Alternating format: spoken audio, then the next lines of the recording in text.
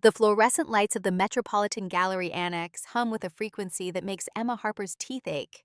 She has worked here for 6 years, long enough to know every crack in the marble floor, every shadow cast by the sculptures in the East Wing, every face of every visitor who comes seeking beauty in a city that rarely pauses long enough to notice it. 29 years old, assistant curator, a title that sounds more impressive than it is. Emma stands before a collection of paintings by women artists from the 1920s. Adjusting the placard for the third time this morning, her hands are steady despite the exhaustion pressing against her temples. She slept 4 hours last night, maybe less. The sound of her mother's coughing through the thin apartment walls made rest impossible. Emma, did you finish the catalog descriptions? Marcus, the senior curator, passes without looking at her. He is always moving, always 3 steps ahead of wherever his body actually stands. On your desk, she says. Sent them at the sighting this morning. He pauses, turns halfway. For a moment, she thinks he might acknowledge the extra hours, the care she puts into each word. Instead, he nods and disappears into his office. The door clicks shut with a sound like a period at the end of a sentence. A colleague approaches, Jennifer from development. Young, bright, engaged to someone in finance.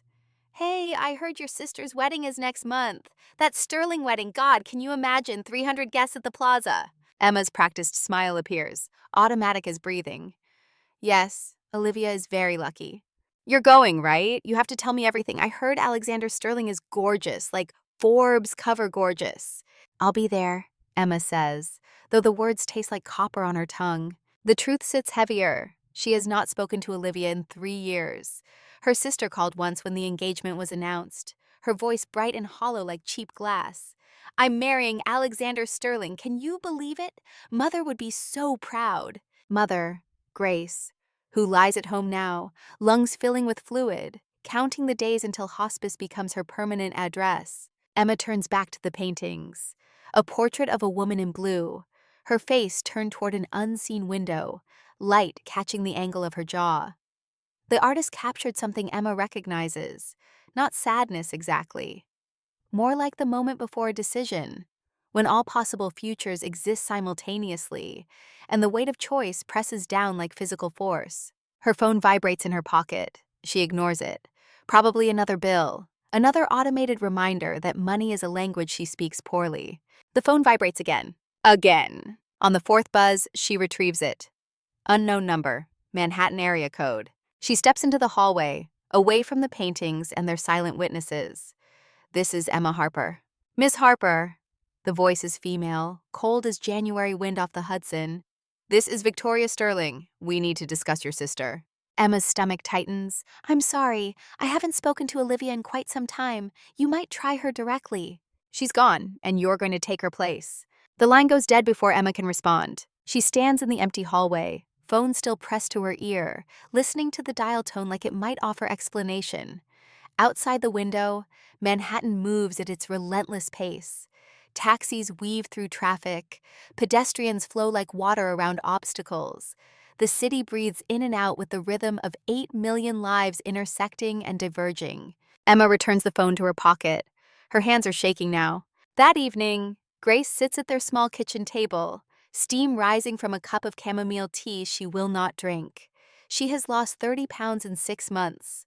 Her collarbones press against skin gone paper thin, and her eyes have that particular brightness that comes from the body eating itself to survive.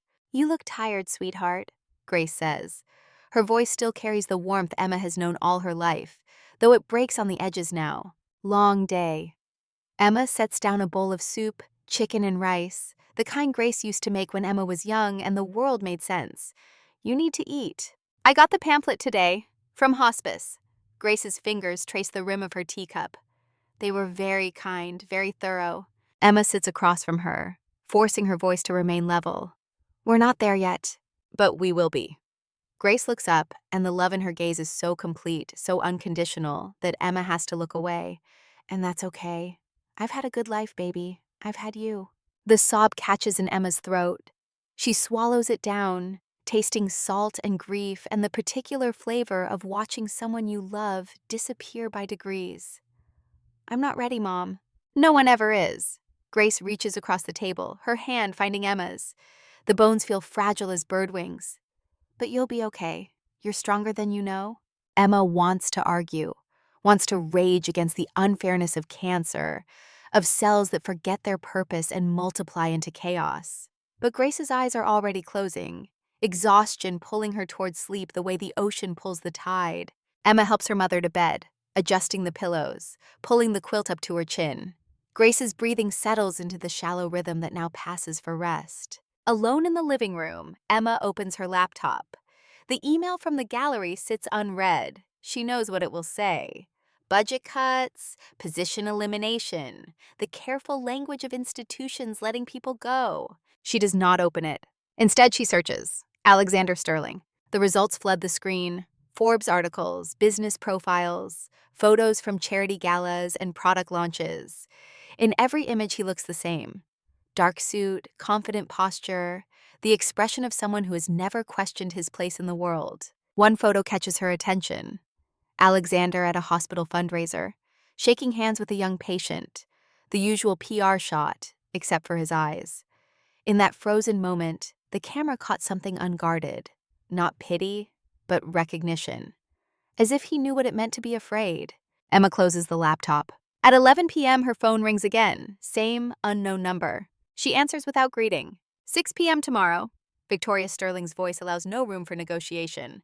Sterling Tower, 70th floor. Don't be late, Miss Harper. The next morning, Emma stands before her closet in the dark, selecting clothes by feel. Her work wardrobe consists of 3 blazers, 5 blouses, 2 pairs of slacks.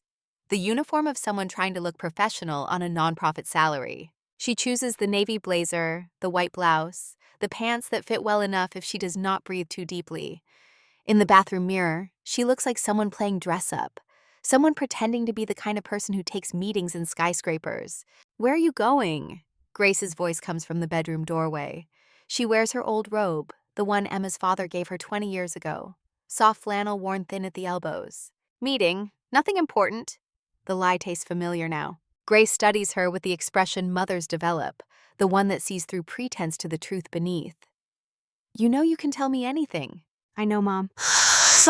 Emma takes the subway to Midtown, crushed between a construction worker smelling of sawdust and a woman in yoga clothes who stares at her phone with the intensity of prayer. At her stop, she emerges into morning light that bounces off glass and steel, transforming the city into a maze of reflections. Sterling Tower rises 76 floors, each one a statement of power and permanence. The lobby stretches 3 stories high, marble floors polished to mirror brightness. A waterfall cascading down the east wall with a sound like distant thunder. Security stops her at the desk. I'm here to see Victoria Sterling, Emma says, and her voice sounds smaller than she intended. The guard makes a call, listens, nods. 70th floor, they're expecting you. The elevator moves so smoothly, Emma barely feels the ascent. Numbers tick upward on the display, counting floors like heartbeats. When the doors open, she steps into a reception area that looks like it was designed by someone who confused elegance with intimidation. A woman in her 30s, immaculate in designer gray, leads Emma down a corridor lined with original artwork. Not prints, originals. Emma recognizes a Kandinsky, a Rothko, a series of photographs by Diane Arbus. The door at the end opens to an office that occupies an entire corner of the building. Floor-to-ceiling windows frame Manhattan like a painting. Central Park spreads green to the north. The Hudson glints silver to the west. Victoria Sterling stands with her back to the door, silhouetted against the light. When she turns, Emma sees a woman of 60 with the posture of someone who learned early that showing weakness is the same as losing. Sit! Victoria indicates a leather chair positioned deliberately away from the windows, forcing the guest to face the light. Emma sits. She keeps her spine straight, her hands folded in her lap, her expression neutral. If this is a test, she will not fail through nervousness. Your sister has disappeared. Victoria states this is fact, not accusation. 36 hours ago, left a note saying she cannot go through with the wedding. Emma's throat tightens. I'm sorry. I'm sure that's difficult for your family. Difficult? Victoria's laugh holds no humor. It's catastrophic, Miss Harper. 300 guests. International media coverage, business contracts contingent on family stability. And most importantly, my nephew lying in a hospital bed, unable to defend himself or make decisions. The words land like stones in still water, ripples of meaning spreading outward. Hospital bed? Alexander had a car accident 6 weeks ago. Severe traumatic brain injury. He's been in a medically induced coma since. Victoria walks to her desk, retrieves a manila folder, drops it in front of Emma. This is the situation. Emma opens the folder with hands that have started trembling. Medical reports, legal documents, photos of twisted metal that used to be a car. And on top, a single sheet of paper outlining terms of marriage. She looks up. You can't be serious. I am entirely serious. Victoria returns to her position by the windows, backlit and unreadable. The wedding cannot be cancelled. The appearance of stability must be maintained. You will take Olivia's place. That's insane. Emma stands, the folder sliding from her lap. Papers scatter across the floor like broken promises. I've never even met him. This is fraud. This is legal, Victoria interrupts. Consenting adults, medical power of attorney, a licensed priest. Everything will be documented and legitimate. He's unconscious. How can he consent? I hold his medical power of attorney. I consent on his behalf.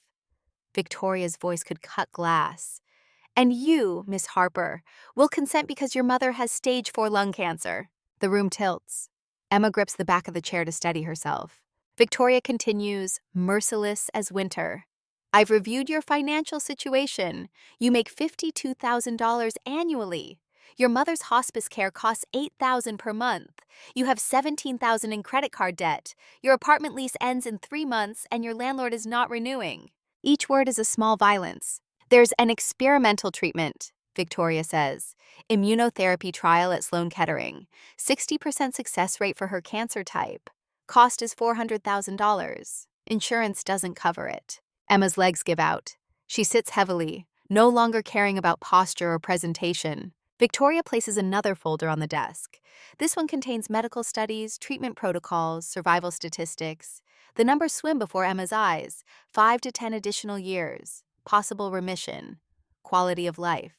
Marry my nephew, Victoria says. The Sterling family will cover all medical expenses for your mother.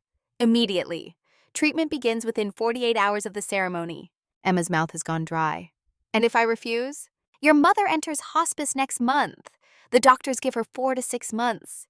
You'll watch her suffocate by spring. Victoria's face softens, but only slightly. I'm not without sympathy, Miss Harper. I'm offering you a choice. This isn't a choice, it's extortion. Call it what you want. The offer expires at 6 p.m. today. Treatment begins tomorrow or never. Emma looks at the medical reports again. The survival curves, the percentage points, the clinical language that translates to her mother living long enough to see grandchildren, to paint the watercolors she always talked about, to have more mornings, drinking chamomile tea at their small kitchen table. I need 24 hours, Emma says. You have until 6 p.m. That's 90 minutes. Victoria checks her watch, platinum and diamond, probably worth more than Emma makes in a year. I suggest you use them wisely. Emma walks Manhattan in circles, her phone clutched in one hand, consciousness narrowed to the choice between impossible options. She finds herself in Central Park without remembering how she got there. Mothers push strollers along the paths. An old man feeds pigeons from a paper bag. Joggers pass in expensive athletic gear, their breathing steady and measured. She sits on a bench overlooking the lake. The water reflects clouds moving overhead, white against blue, shapes forming and dissolving in the steady wind. Emma pulls out her phone, scrolls to Grace's number. Her thumb hovers over the call button. What would she say? Mom, I have to marry a stranger to save your life. Mom, I'm about to commit fraud for $400,000. Mom, I'm trading my future for yours. She imagines Grace's face, the horror, the refusal, the absolute rejection of any plan that puts Emma's well-being at risk. Grace has spent her entire life protecting Emma. She would rather die than let her daughter sacrifice this way. Emma puts the phone away. A memory surfaces. Age 7, maybe 8. Emma had fallen from a swing, scraped her knees raw, blood mixing with playground dirt. Grace knelt beside her, cleaning the wounds with hands both gentle and sure. Sometimes, Grace had said, we have to hurt before we heal. The cleaning stings, but it stops infection. You understand? Emma had nodded through tears. Good girl, Grace had whispered. My brave, beautiful girl. Emma checks her watch, 5:15 p.m. She stands, brushes off her pants, and walks back to Sterling Tower. Victoria is waiting in the same position, as if she has not moved in 90 minutes. Perhaps she has not.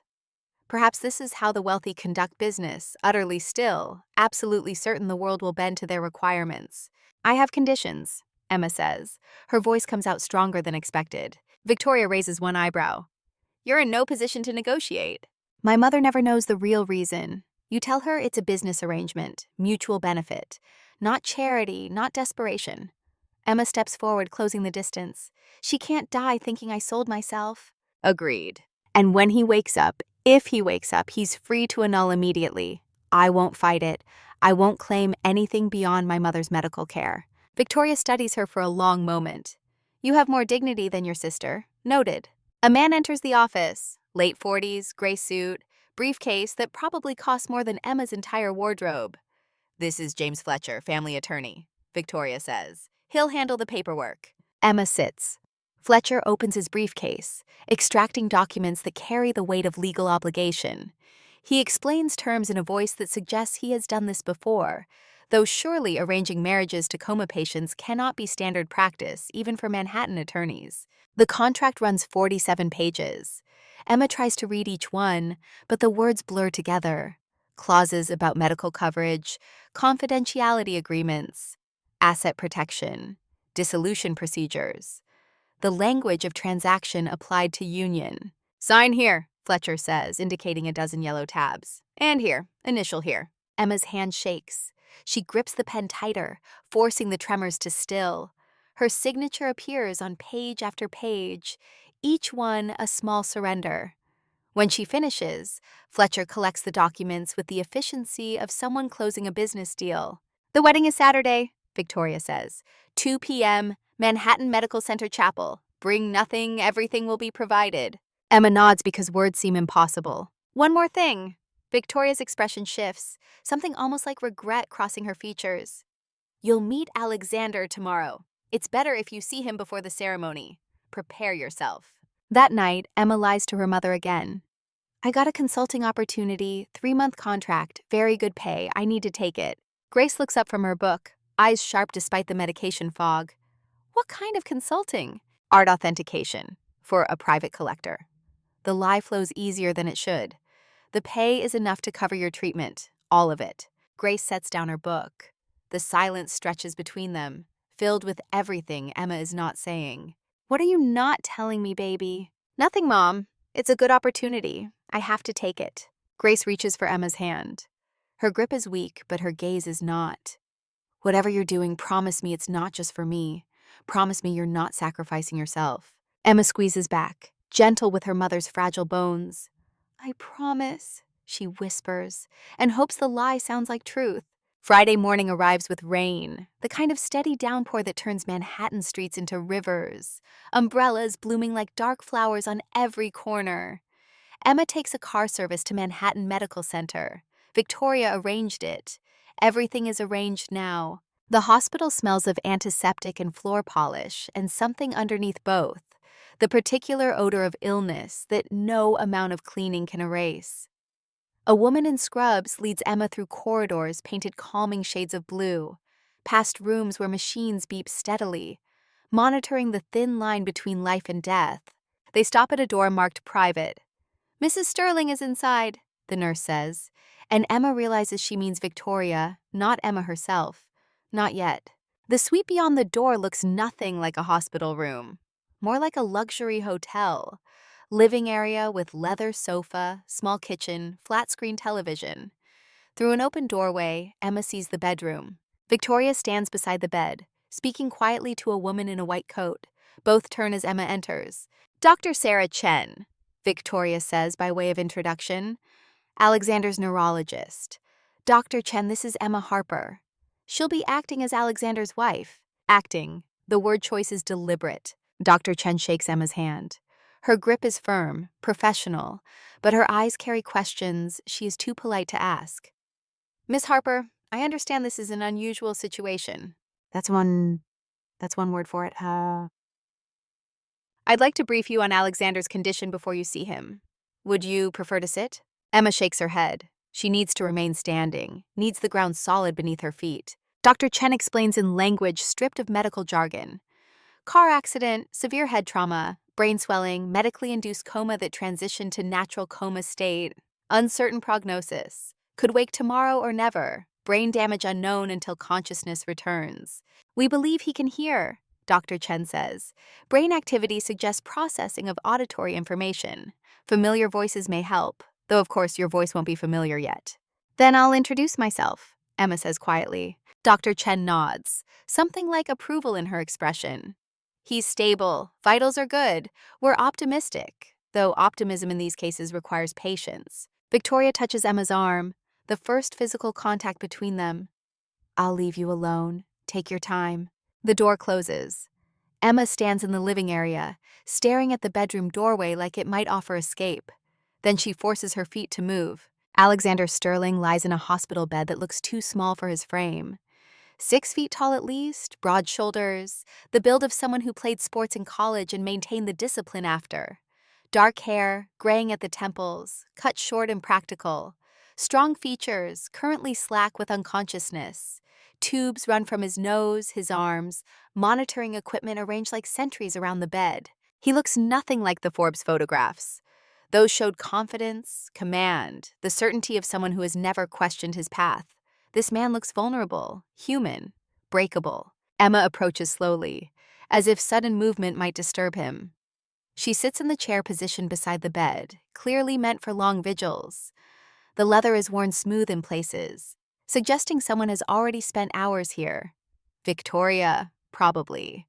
Or perhaps his brother Daniel, whose name Emma remembers from the legal documents. She studies Alexander's face. The slight furrow between his brows suggests he is not entirely at peace. One hand lies outside the blanket, fingers curved as if holding something invisible. Emma notices calluses on his palm. Not the hands of someone who only pushes paper. These are hands that have gripped golf clubs or tennis rackets, that know physical work. I'm Emma, she says, and her voice sounds too loud in the quiet room. Emma Harper. I'm Olivia's sister, younger sister. We're not close, haven't been for a long time. The machines beep steadily, monitoring heartbeat and oxygen and all the ways a body can be quantified. I'm going to marry you tomorrow. The words taste strange. Not because I want to, not because you want me to, because your aunt made me an offer I couldn't refuse, and because my mother is dying and this is the only way to save her. Emma pauses, watching for any sign of reaction. Alexander's chest rises and falls with mechanical precision, the ventilator doing the work his lungs cannot manage alone. I know this isn't what you wanted, she continues. I found your journal. Your aunt gave me access to your office, said I should know who you are. You wrote about Olivia, about wondering if you were building a life or just a merger. She remembers the entry, dated 2 weeks before the accident. The uncertainty in his words, the question of whether choosing the correct person was the same as choosing happiness. For what it's worth, Emma says, I don't think Olivia would have made you happy. She's beautiful and charming and completely self-absorbed. She left when things got difficult, she always does. Emma realizes she is holding Alexander's hand. She does not remember reaching for it. His skin is warm, pulse steady beneath her fingers. Not dead, just sleeping, waiting. I promise you, she whispers, leaning closer. I won't take advantage. I won't claim anything that's not agreed in writing. And when you wake up, I'll give you your freedom. No questions, no drama. You'll never have to see me again if that's what you want. Behind her, the door opens quietly. Dr. Chen enters with a tablet. Sorry to interrupt, just checking vitals. She glances at the monitors, makes notes. You're doing fine, by the way. Talking to him is good. Even if he can't respond, your presence matters. After Dr. Chen leaves, Emma continues sitting. She examines the room more carefully now. Books on the shelf by the window. Philosophy mostly. Marcus Aurelius, Seneca, Epictetus. Someone who thought about how to live well, how to face adversity with dignity. A photo on the nightstand shows a younger Alexander with an elderly man, both wearing fishing gear, both grinning at the camera. The old man has his arm around Alexander's shoulders, pride evident in every line of his face. Emma picks up the photo, studies it. Your grandfather? She asks the sleeping man. Or great-uncle. He looks like he loved you, like you made him proud. She sets the photo down, turns back to Alexander. I'm going to draw you. I hope that's okay. I'm an artist. Was an artist. I work at a gallery now, but I used to paint, sketch. It helps me process things. And if I'm going to marry you, I should know your face. From her bag, Emma retrieves a small sketchbook and pencil.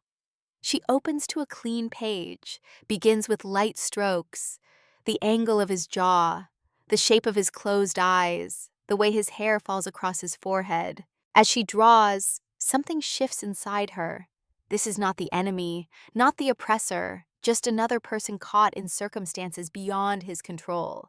Someone who wrote in his journal about feeling trapped by expectations. Someone who kept philosophy books and photographs of people who loved him. The sketch takes an hour. When Emma finishes, she has captured something true, not just his features, but something underneath. The strength in his face, yes, but also the suggestion of gentleness, the determined set of his mouth balanced by the vulnerability of unconsciousness. She writes the date at the bottom of the page, December 13th, 2024, day 1 of knowing Alexander Sterling. I'll be back tomorrow, she tells him, for the wedding. I wish I could say I'm looking forward to it, but we both know that would be a lie. Saturday arrives too quickly. Emma wakes at dawn, stomach churning with anxiety that tastes like metal. Grace is still sleeping, her breathing shallow but steady. Emma watches her mother for a long moment, memorizing the lines of her face, the gray in her hair, the way her hand curls beneath her chin like a child. This is why. Whatever happens today, whatever she's about to do, this woman is the reason. Emma showers, dresses in jeans and a sweater. There is no point in trying to look bridal. Victoria made clear that everything will be provided. Emma is not the bride, merely someone playing the part. At 9 a.m. a car arrives. Not a limousine, thank God, but a town car with tinted windows. The driver says nothing, just holds the door and waits for Emma to enter. Grace appears in the apartment doorway, wrapped in her robe. You look nervous, baby. Big meeting, Emma says. Contract signing. I love you, Grace calls as Emma climbs into the car. I love you too, Mom. The drive to Manhattan Medical Center takes 30 minutes. The driver navigates traffic with the ease of someone who has made this trip countless times. Emma stares out the window, watching the city pass. Storefronts and restaurants, people walking dogs, children bundled against December cold.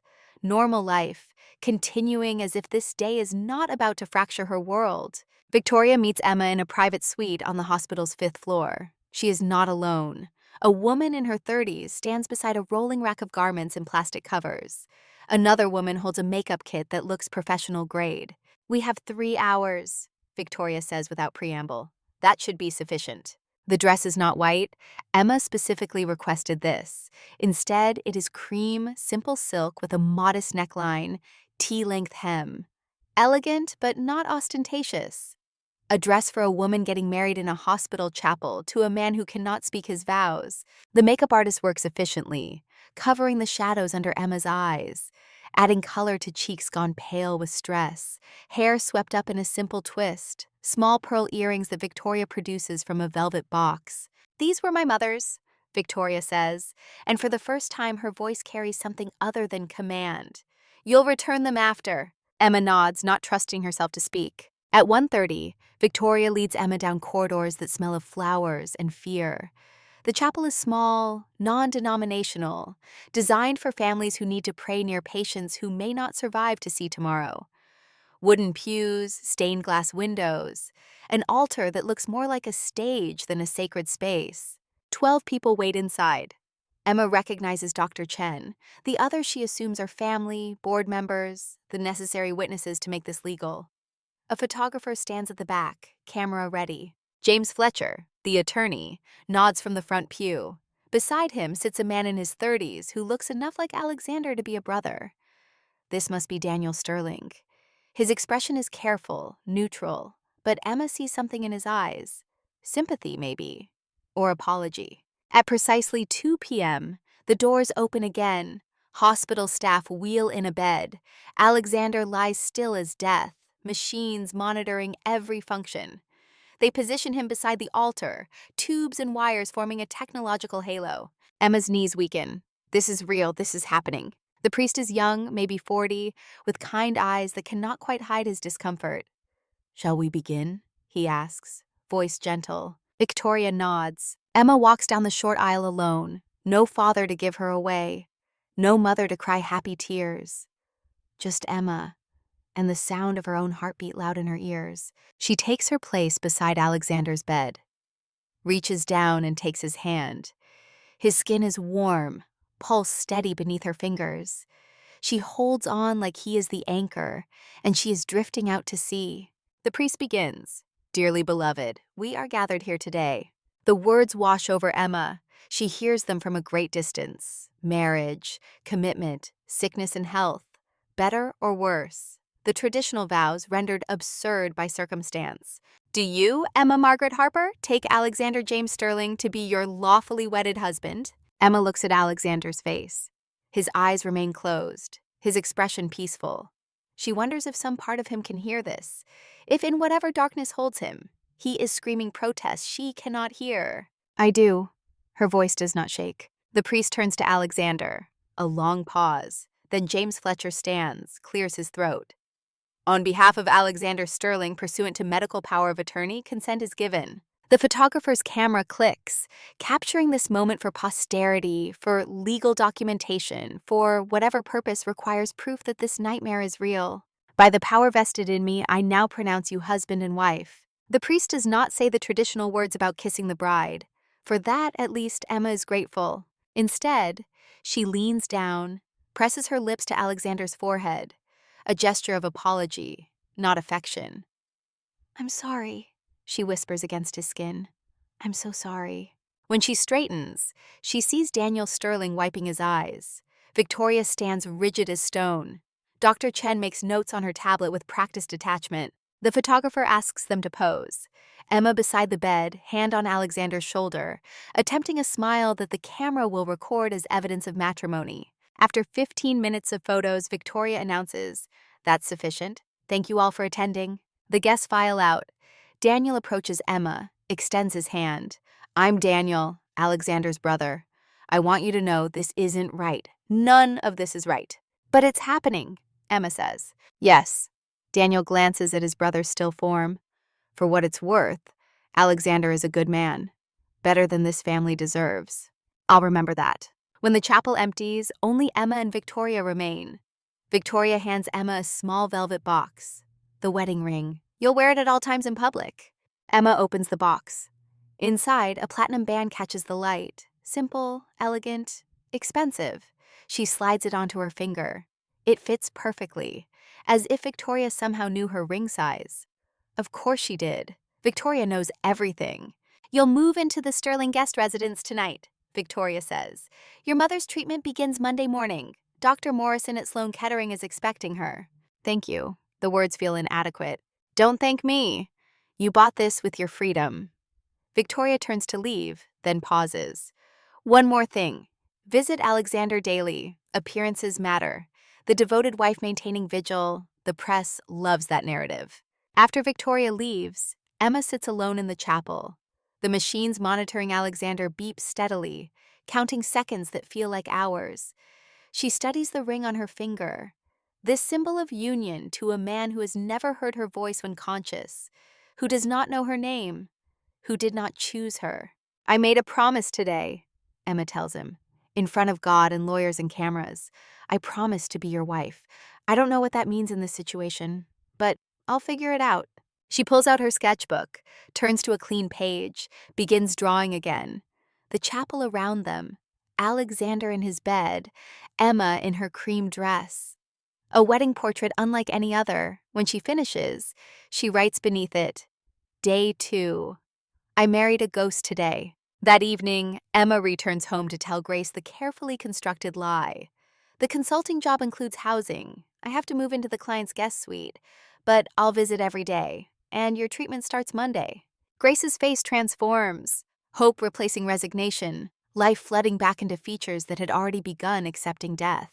"Monday? They have a slot?" "Everything's arranged. I'll take you to the first appointment." Grace pulls Emma into a hug, her body so fragile that Emma fears breaking her. "What did you do, baby? What did you sacrifice?" "Nothing I can't get back," Emma lies. "Nothing that matters more than you." She packs a small suitcase that night. Clothes, sketchbook, art supplies. Her mother's locket, the one her father gave Grace for their 10th anniversary. Emma clasps it around her neck, needing something real. Something that remembers who she was before she became Mrs. Alexander Sterling. The Sterling guest residence occupies the entire 70th floor of a building near Central Park. Emma's suite includes bedroom, bathroom, sitting room, all decorated in shades of cream and gray. Expensive, impersonal, like living inside a luxury hotel. She sets her suitcase on the bed, hangs her few clothes in a closet designed for 10 times as much. In the bathroom mirror, she stares at her reflection. Same face, same features. But something has changed. A woman who would marry a stranger to save her mother. A woman who would trade her future for $400,000 and a chance at 5 more years. Emma removes the wedding ring, examines it in the light. She imagines the conversation when Alexander wakes. How does she explain this? How does she ask forgiveness for a choice she made without his consent? She returns the ring to her finger. The metal feels heavier than it should, like it carries the weight of obligation, expectation, guilt. That night, Emma cannot sleep. She lies in 1,000 thread count sheets, staring at the ceiling, listening to the sound of Manhattan beyond the windows. Somewhere in the city, Grace is sleeping peacefully for the first time in months, believing her daughter has found opportunity instead of desperation. Somewhere in Manhattan Medical Center, Alexander Sterling lies trapped in darkness. His wife a stranger who speaks to him in the silence, who draws his face and apologizes to his unresponsive form. And here, in this guest suite that smells of expensive nothing, Emma begins the first night of a life she never chose. Tomorrow she will return to the hospital. Tomorrow she will sit beside Alexander and talk to him about art and mothers and the ways people become bound to each other through circumstance rather than love. But tonight, Emma allows herself to cry. Not for Alexander, who remains a stranger despite the ring on her finger. Not even for herself and the future she traded away. She cries for Grace, who will undergo treatment thinking her daughter made a smart career move, who will live 5 more years, maybe 10, never knowing the price Emma paid, who will die believing her daughter found opportunity, not obligation. Emma cries until exhaustion claims her. When sleep finally comes, she dreams of hospital chapels and wedding vows spoken to silence. She dreams of drawing a man's face over and over, trying to understand who he is beneath the surface. She dreams of her mother's voice saying, "You're stronger than you know." In the morning, she will prove it. She will return to the hospital and begin her vigil. She will learn Alexander Sterling through observation, through the books on his shelf and the journal by his bed. She will become his wife in deed, if not in truth. But tonight, she is just Emma Harper, 29 years old, crying in a stranger's bed, wearing a wedding ring that feels like chains. Tomorrow, the real work begins. Tomorrow, she starts keeping her promise. The machines in Alexander's room beep steadily through the night, marking time, counting the moments until everything changes again. Because Alexander will wake eventually, and when he does, Emma will have to face the consequences of the choice she made on this cold December day. For now, she sleeps. And in her sleep, she does not yet know that she is falling in love with a man who cannot love her back. Not yet, but soon. So very soon. Monday morning arrives wrapped in gray December feast that turns Manhattan into something ghostly and uncertain. Emma wakes in the Sterling guest suite, disoriented by the silence. No sound of her mother coughing through thin walls. No traffic noise from street level. Just the hollow quiet of wealth insulating itself from the world. She dresses in the same clothes from Friday, realizes she needs to return to the apartment for more. But first, Grace's treatment. First, the reason for all of this. The car service arrives at 7. Emma rides with Grace to Sloan Kettering, holding her mother's hand through the back seat, feeling the tremor of anxiety in those fragile bones. Grace wears her good coat, the navy one she saves for important occasions, and lipstick applied with a shaking hand. "You look beautiful, Mom," Emma says. I look terrified. Grace's smile is wan but real. Tell me again this is going to work. 60% success rate. Those are good odds. In Vegas, maybe? Grace squeezes Emma's hand. But I'll take them. I want to see you settled, happy, maybe with babies of your own someday. Emma's throat tightens. She thinks of the ring on her finger, hidden now beneath her glove. The husband who does not know her name. One miracle at a time, Mom. Dr. Morrison is a woman in her 50s with gray hair and the kind of direct gaze that suggests she stopped sugarcoating reality decades ago. She explains the treatment protocol while Grace sits in the consultation room, back straight despite exhaustion, taking notes like a student before an exam. You'll feel worse before you feel better, Dr. Morrison says. The immunotherapy ramps up your immune system. That means fatigue, nausea, flu-like symptoms. Some patients experience severe reactions. We'll monitor closely. When do we start? Grace asks. Today, if you're ready. Grace looks at Emma. Something passes between them, unspoken but understood. The weight of choice, the gamble of hope. I'm ready, Grace says. Emma stays through the first infusion. She watches clear liquid drip through IV tubing into her mother's arm, each drop carrying the possibility of years instead of months. Grace closes her eyes, breathing slowly, hands folded in her lap like prayer. Go, Grace says after an hour. You have that consulting job. Don't let me hold you back. Emma wants to confess everything. Wants to say there is no consulting job. I married a stranger in a coma to pay for this. Every word I've told you is a lie wrapped around a truth I can't speak. Instead, she kisses her mother's forehead. I'll check on you tonight. I love you, baby. I love you too. Manhattan Medical Center feels different in daylight, less like sanctuary and more like the liminal space it truly is. A building where people exist between states, between sick and well, between living and dying. Emma takes the elevator to Alexander's floor, nodding to nurses who recognize her now. The wife, the one who comes every day. Alexander lies exactly as she left him Saturday night. Machines breathing for him, monitors tracking vital signs. His face peaceful in a way that suggests he has made peace with wherever consciousness has taken him. Emma sits in her chair. She has begun thinking of it as hers, this worn leather seat positioned at the perfect angle to see his face. She opens her sketchbook, examines yesterday's drawing, the wedding portrait. She turns to a clean page. Day 3, she says aloud. You've been asleep for 49 days total, 6 weeks and 5 days. I wonder if time means anything to you right now. If you're aware of passing moments or if it's all just one long darkness. She begins sketching. Today, she focuses on his hands. Strong fingers, short nails, the calluses she noticed before. These hands built something once, not just companies and wealth, but real things. She wonders what. A nurse enters to check vitals. Rosa, according to her name tag. 50s, kind eyes, the demeanor of someone who has seen enough suffering to develop either compassion or hardness, and chose compassion. You're here early, Rosa says, making notes on her tablet. My mother started treatment this morning. I needed somewhere to be. Rosa glances at Emma's sketchbook. You're talented. That's beautiful. Thank you. You know, studies show that coma patients respond to familiar voices. Music, too. Anything that connects them to life. Rosa adjusts Alexander's IV. Keep talking to him. It matters. After Rosa leaves, Emma continues speaking. She tells Alexander about the gallery, about the exhibition she was planning before all this. Women artists from the 1920s. Painters who fought for recognition in a world that wanted them silent and decorative. There's this one painting, Emma says, sketching as she talks, by Florine Stettheimer. It's called Family Portrait, but it's not a normal portrait.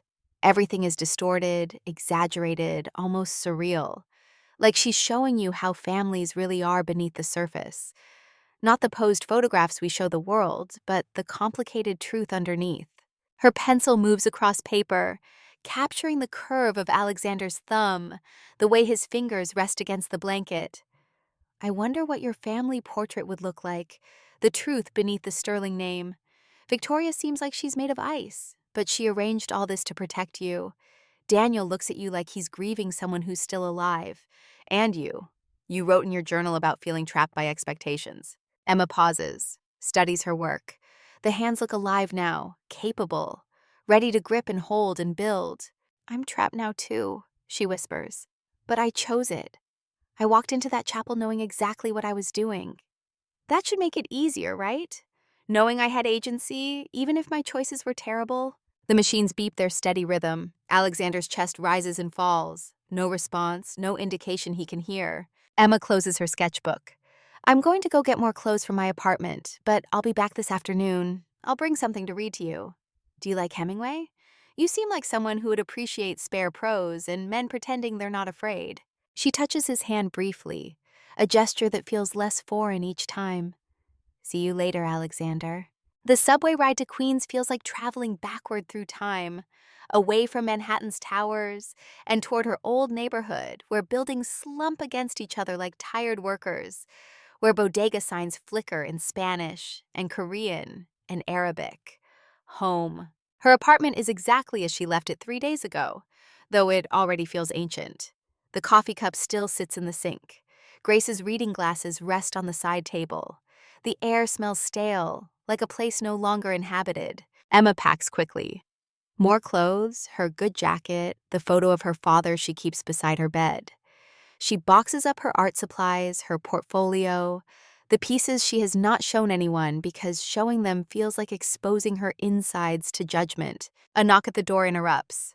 Her landlord, Mr. Chen, 70s, arthritic hands, the kind of stubborn that comes from surviving more than most people imagine. Emma, I heard you were leaving. Temporary work arrangement, she says, the lie automatic now. I'll be back. Mr. Chen's expression suggests he does not believe her. Your mother, how is she? Getting treatment, good treatment. She's going to be okay. That's good. That's very good.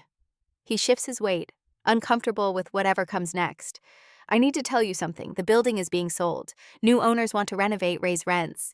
Your lease is up in March anyway. I wanted you to know first. Emma nods unsurprised. One more thing crumbling. Thank you for telling me. You're a good girl, Emma. You take care of your mother.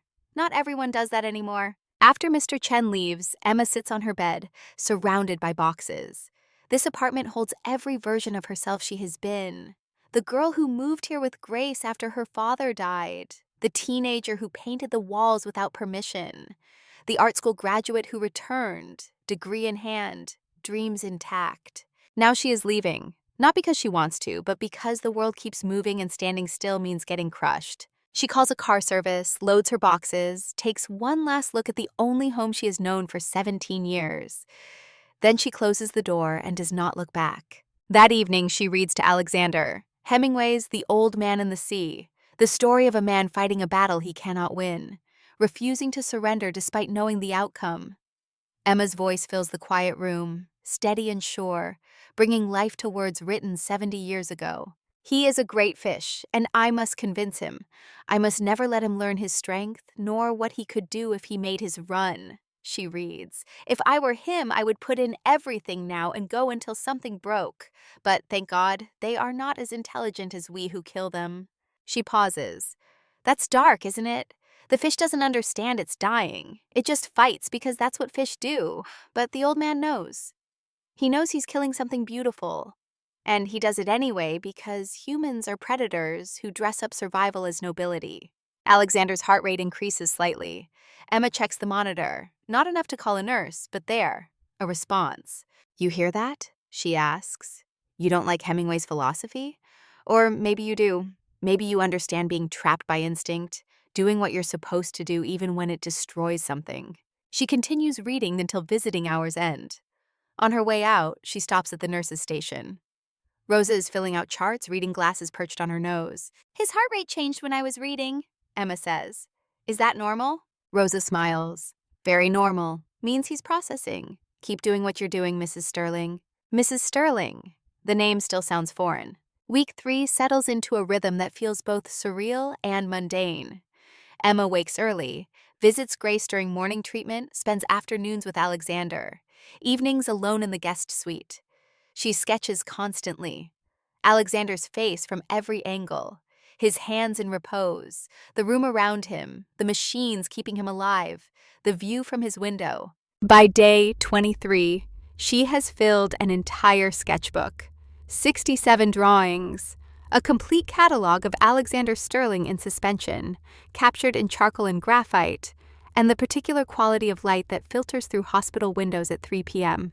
Dr. Chen notices during a routine examination. May I see? Emma hands over the sketchbook, suddenly vulnerable.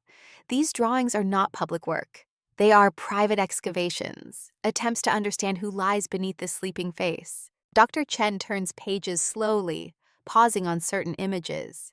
These are remarkable, she says finally. You've captured something most people miss. The person, not just the patient. I'm trying to know him, since we can't exactly have conversations. Have you thought about showing these? There's a medical conference in 3 weeks. Art and healing. They're looking for patient-family perspectives. I'm not really family. Not in the way that matters. Dr. Chen looks at Emma over her reading glasses. You're here every day. You talk to him, read to him, document his existence like it matters. That's family. Maybe not the family you planned, but family nonetheless. Emma agrees to the presentation before she can talk herself out of it. Dr. Chen arranges everything. Emma spends a week selecting images, writing commentary, preparing to stand before strangers and explain how she married a man in a coma and learned to love him through observation. Grace's treatment is showing results. Her color improves. The cough that rattled her chest for months begins to ease. Week 4, Dr. Morrison shows them CT scans where tumors have shrunk by 30%. This is excellent response, Dr. Morrison says. Better than we hoped for this early, Grace cries.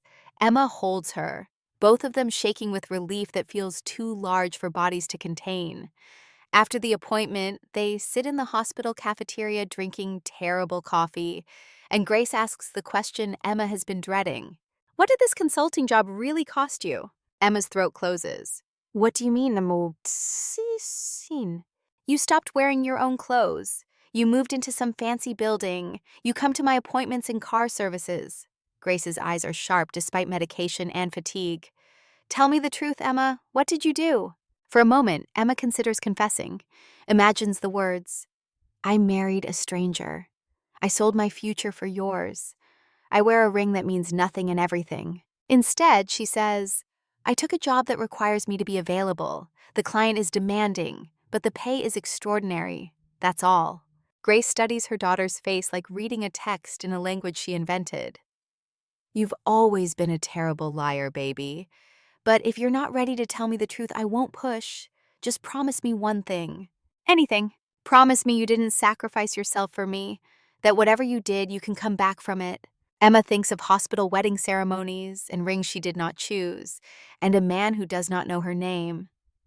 I promise, she lies, and hopes her mother cannot see straight through her. The medical conference is held in a hotel ballroom that smells of industrial carpet and coffee from aluminum urns. 50 doctors, nurses, social workers gathered to discuss the intersection of art and healing. Emma is the last speaker before lunch, positioned when attention spans fray and stomachs growl. She sets up her presentation. Images of her sketches projected large on screens flanking the podium. Alexander's face in charcoal rendered tender and strange and undeniably human.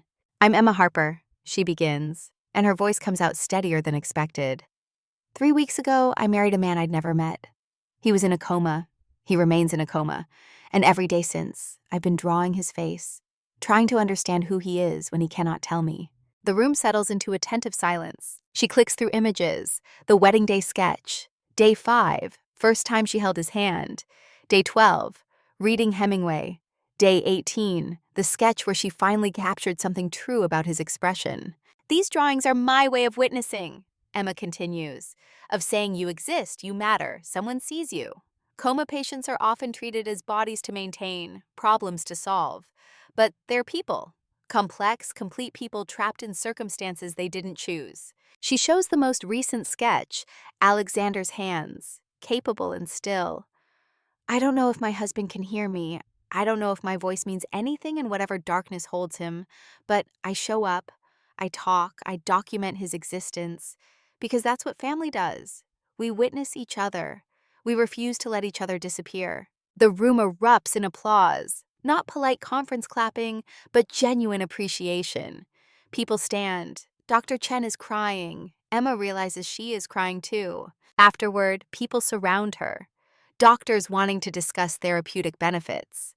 A woman whose father was in a coma for 6 months shows Emma photos of sketches she made, similar instinct to preserve and document. An elderly man whose wife had a stroke thanks Emma for putting words to something he felt but could not express. Victoria Sterling stands at the back of the room, unexpected and striking in charcoal gray. When the crowd thins, she approaches. "That was brave," Victoria says. "I didn't expect you to be here. Dr. Chen mentioned it. I was curious what you'd say about my nephew."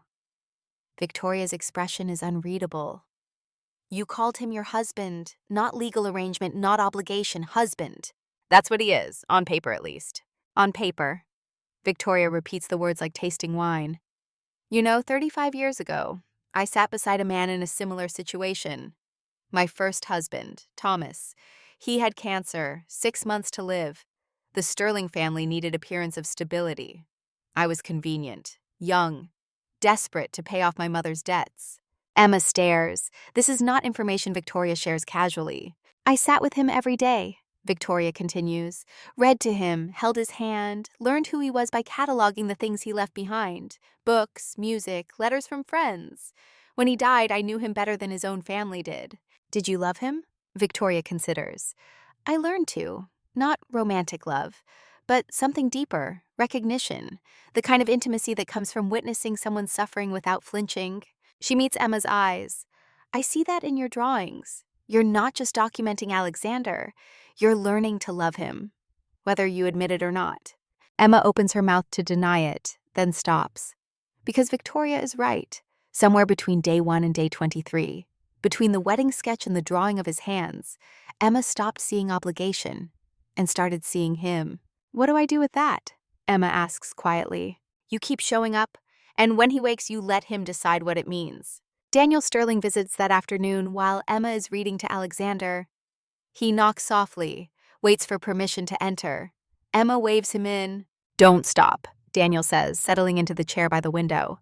"I like hearing someone talk to him, better than silence." Emma continues reading, more Hemingway, the part where the old man loses his fish to sharks but refuses to admit defeat. When she finishes the chapter, she closes the book. "Can I tell you something?" Daniel's voice is careful, like approaching a nervous animal. "About the accident." Emma sets the book aside. "Yes."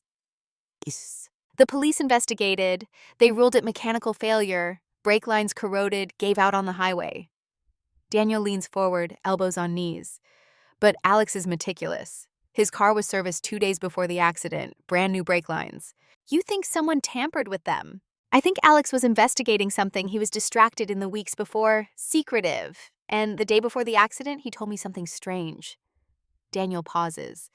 He said, "If anything happens to me, look at quantum dynamics." "What's quantum dynamics?" "Well, quantum dynamics. Rival tech company. CEO named Marcus Blackwood. He tried a hostile takeover of Sterling Industries 6 months ago. Alex blocked it. Blackwood is the kind of man who doesn't forget losses." Emma's stomach tightens. "You're saying someone tried to murder your brother?" "I'm saying it's possible. And if it's true, whoever did it might try again, especially if Alex wakes up and remembers something that threatens them." Daniel reaches into his jacket, produces a key. This opens Alex's home office, his private brownstone on West 72nd. If he was investigating quantum dynamics, evidence would be there. Emma takes the key, metal cool against her palm. "Why are you giving this to me?" "Because you care about him, not about his money or his company. About him." Daniel stands. "I need to know who tried to kill my brother. And I think you need to know too." After Daniel leaves, Emma sits with the key, weighing options. She could ignore this, focus on Alexander's recovery, on keeping her promise to leave when he wakes. Investigating puts her deeper into his life, creates connections harder to sever. But someone may have tried to murder him, someone who might try again. She looks at Alexander's sleeping face. "What were you investigating? What did you find that was worth killing you over?" The machines beep their steady answer. No help from him. That evening, Emma takes a car to West 72nd Street. The brownstone sits between two similar buildings, elegant and understated. Old money preferring discretion to display. She uses Daniel's key, steps into a space that smells of books and leather, and the particular quiet of places no one has occupied for weeks. The home office is on the second floor. Dark wood, floor-to-ceiling bookshelves, a desk positioned before windows overlooking a small garden. Emma feels like an intruder, which she is. This is Alexander's private space, his sanctuary from family and company and expectations. She examines the bookshelves first, philosophy, as expected, but also poetry, Mary Oliver, Rumi, Pablo Neruda, a complete collection of Hemingway first editions, history books about men who changed the world and men who tried and failed, a surprising number of art books, Impressionists mostly, Monet, Renoir, Degas. On the desk, a leather journal identical to the one she read at the hospital. Emma opens it, guilt mixing with curiosity. The entries begin 6 months before the accident. Business concerns mostly. Board meetings, product launches, the endless maintenance of empire. But personal notes appear between corporate observations. Thoughts about his father, dead 5 years now. Questions about whether he is living his own life or simply maintaining someone else's legacy. Then 3 months before the accident, the entries shift. Something's wrong at the company. Data leaking to competitors. Product details we haven't announced showing up in quantum dynamics presentations. We have a spy. 2 weeks later, hired private investigator. Need to identify the leak before our AI chip launch. If quantum dynamics gets this technology, we lose 2 years of work and $500 million in development. 1 month before the accident, PI found something. Meeting him tomorrow to get details. If I'm right about who the spy is, this is going to destroy everything. Emma's heart pounds. She searches the desk drawers. Locked. She finds another key under a copy of Marcus Aurelius's Meditations, exactly where Daniel suggested she look. Inside the drawer, a manila folder labeled QD Corporate Espionage. Emma opens it with shaking hands. The evidence unfolds like a nightmare. Emails between someone codenamed Songbird and Marcus Blackwood. Detailed product specifications, meeting notes, payment records showing $2.3 million transferred to an offshore account, and photos, surveillance photos of Marcus Blackwood with a woman, young, beautiful, laughing at something he's saying across an intimate restaurant table. The woman is Olivia Harper. Emma's vision tunnels. She grips the desk edge, forcing air into lungs that have forgotten how to breathe. Her sister. Her sister was the spy. Her sister was destroying Alexander's company from the inside while planning to marry him. Emma reads the investigator's final report, dated 2 days before the accident. Subject positively identified as Olivia Harper, fiancée of Alexander Sterling. Recommend immediate confrontation. Subject may be dangerous if cornered. Advise caution. At the bottom, a handwritten note in Alexander's script. Confronting O tomorrow. Have to end this before wedding. Can't marry someone who betrayed me this completely. Emma pieces together the timeline. Alexander discovered Olivia's betrayal, planned to confront her the day after his meeting with the investigator. But before he could, his brakes failed. And the next day, Olivia disappeared. Emma gathers the files, photographing every page with her phone. Her hands shake so badly she has to steady the camera against the desk. Evidence. Proof. Enough to destroy her sister, and maybe enough to connect Blackwood to the accident. She calls Daniel on the way back to the guest suite. I found it. The evidence. You were right. Daniel's voice turns sharp. And? Olivia was the spy. She was working with Blackwood. Alex discovered it 2 days before the accident. He was planning to confront her. Silence. Then Daniel, quiet and deadly. My brother was driving to confront her when his brakes failed. I think she warned Blackwood. I think Blackwood had the car tampered with. Emma's voice cracks. Daniel, my sister may have helped murder your brother. Where is Olivia now? I don't know, but I'm going to find her. Finding Olivia takes 3 days of calling old friends, checking social media, following digital breadcrumbs through the life her sister abandoned. Finally, a college roommate mentions seeing Olivia in Brooklyn, Williamsburg, a coffee shop on Bedford Avenue. Emma goes alone. She tells no one, not Daniel or Victoria or even the machines monitoring Alexander's steady heartbeat. The coffee shop is aggressively hip, all exposed brick and Edison bulbs and baristas with elaborate tattoos. Emma spots Olivia in the back corner, laptop open, cappuccino going cold beside her. Olivia looks different. Hair darker, cut shorter, expensive clothes replaced by jeans and a sweater that has seen better days. Without makeup and polish, she looks younger. More like the sister Emma remembers from childhood, before ambition reshaped her into someone harder. Emma sits down without invitation. Olivia looks up and shock blooms across her face. Emma, oh God, Emma! We need to talk. How did you find me? Does it matter? Emma sets her phone on the table, opens the photos of the evidence. I know what you did. I know about Blackwood. I know about the corporate espionage, and I know Alex discovered it 2 days before his accident. Olivia's face crumbles. Not the practiced emotion of someone performing regret, but genuine horror. I didn't know. Emma, you have to believe me. I didn't know Marcus would hurt him. But you knew Marcus was using you to steal from Alex. Olivia closes her laptop, hands trembling. It started before the engagement. I met Marcus at a gala. He was charming, attentive, made me feel seen in ways Alex never did. When he asked about Sterling Industries, it felt like conversation. I didn't realize I was being recruited.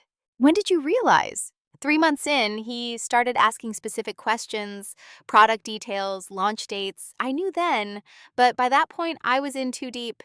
He'd already paid me money I'd spent. I had debts, Emma. Dad's gambling debts I'd been hiding for years. Emma wants to feel sympathy. She cannot find it. So you kept betraying a good man because you were too coward to confess. Yes. Olivia's voice breaks. And when Alex started investigating, when I realized he knew, I panicked. I called Marcus, told him Alex had evidence. Marcus said he'd handle it. Handle it? Like having his brakes cut? I didn't know that's what he meant.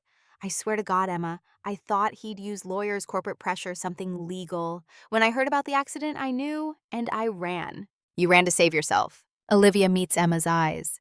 Yes, I'm not brave like you. I never have been. I ran, and I left you to deal with the consequences, like I always do. The truth of that statement sits between them, heavy as grief. What do you want from me? Olivia asks. I want you to testify. Against Blackwood. I want you to help put away the man who tried to murder my husband. Your husband? Olivia's expression shifts to confusion. What are you talking about? I married him. When you ran. Victoria made me an offer I couldn't refuse. So I married Alexander Sterling in a hospital chapel while he was in a coma. I'm Mrs. Sterling now, the role you abandoned. Olivia stares, processing. Then her face twists with something between jealousy and disbelief. You married him? You? Yes. Do you even love him? Emma stands. I'm learning to, which is more than you ever tried to do. Think about testifying. Or don't. But either way, Blackwood is going down. And if you had any part in that accident, you're going with him. She leaves before Olivia can respond. Outside, December cold bites through her coat. Emma walks without destination, fury and grief churning in her gut. Her own sister, helped destroy a good man out of cowardice and greed. Emma's phone rings. Daniel. I contacted FBI, he says without preamble. Gave them the evidence. They're opening investigation into Blackwood and quantum dynamics. It's going to get messy. Good. Emma, there's something else. Media is going to find out about you and Alex, about the wedding. When they do, it's going to be a circus. Let it be a circus. I'm done hiding. Emma returns to the hospital that evening, fury still hot in her chest. She sits beside Alexander's bed, takes his hand harder than usual, and talks. Your ex-fiancé is a coward and a criminal. She betrayed you for money and ran when consequences arrived. And I'm realizing I'm relieved she left. Because if she hadn't, I wouldn't be here. I wouldn't know you. And despite everything, despite how insane the situation is, I'm glad I do. Alexander's heart monitor shows elevated rate. Just slightly, but there. I'm falling for you, Emma whispers. How stupid is that? Falling for a man who can't hear me, who doesn't know I exist, who's going to wake up and hate me for trapping him in a marriage he never agreed to. She leans closer, resting her forehead against his hand. But I can't help it. I've spent 6 weeks learning who you are, your favorite books, the way you write in journals late at night, your collection of jazz vinyl and impressionist art books. You're kind. You are investigating corporate espionage not for profit, but because you hate injustice. You kept philosophy books about how to live well, how to face adversity with dignity. Tears fall onto their joined hands. And now someone tried to kill you, and they might try again. And I don't know how to protect you except by being here, by refusing to let you face this alone. The machines beep. Emma's tears fall, and somewhere in the silence between heartbeats, something shifts. Alexander's fingers move, not a twitch or reflex, but deliberate pressure against her palm. Emma gasps, looks at his face. His eyelids flutter. Alexander? Her voice cracks. Can you hear me? His eyes move beneath closed lids. Rapid eye movement, dreaming. Emma hits the call button. Nurses flood the room, Dr. Chen arriving within minutes.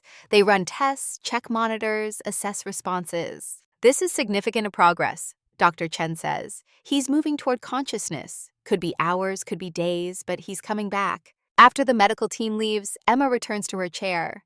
Alexander's hand remains in hers, and she swears she can feel him trying to hold on. "Fight," she whispers. "Come back. I need you to come back." She falls asleep at the chair, exhausted from confronting Olivia, from weeks of vigil, from carrying the weight of secrets that grow heavier each day. She dreams of hospital chapels and wedding rings, and men waking from sleep to find themselves married to strangers. When morning light wakes her, Alexander's eyes are open, blue-gray and unfocused, but open, looking at her. Emma's breath stops.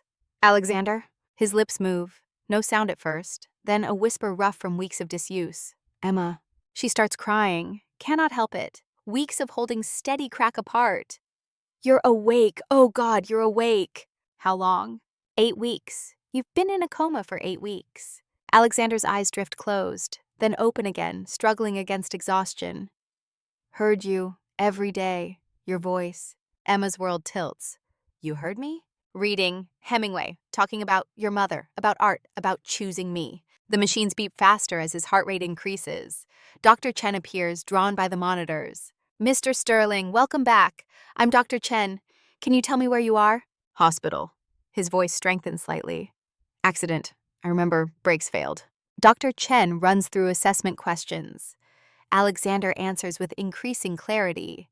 His cognitive function appears intact. Motor control weak but present. Prognosis. "Excellent. I'll give you two some time," Dr. Chen says, smiling. "Try not to tire him out, Mrs. Sterling." After she leaves, Alexander turns his head toward Emma with visible effort. "She called you Mrs. Sterling." Emma's throat closes. "Yes. Yes." "Why?" "Because I am. Legally. We got married while you were unconscious." Confusion crosses his face. "Olivia?" "Olivia ran. Day before your wedding. I'm her sister. Your family needed the wedding to happen. For appearances, for the company, they asked me to take her place." Alexander processes this, expressions cycling through emotions too complex to name. "You married me while I was in a coma." "Yes." "Why would you do that?" Emma considers lying, decides he deserves truth. "My mother has cancer. Your family offered to pay for her treatment if I agreed. $400,000. I said yes." Silence. Alexander stares at the ceiling, processing. Emma waits for anger, rejection, the fury of someone learning they've been used. Instead, Alexander asks, "Your mother, how is she?" "The treatment is working. She's going to live." "Good." He closes his eyes briefly. "That's good. You're not angry?" "I'm tired, confused, but not angry." He looks at her again. "You could have left, after the wedding, taken the money and never come back. Why didn't you?" "Because someone needed to stay. Someone who wasn't waiting for you to die so they could inherit." Something like a smile crosses his face. "So you appointed yourself." "I suppose I did." Alexander's hand moves on the bed, searching. Emma takes it, and his fingers curl around hers with surprising strength.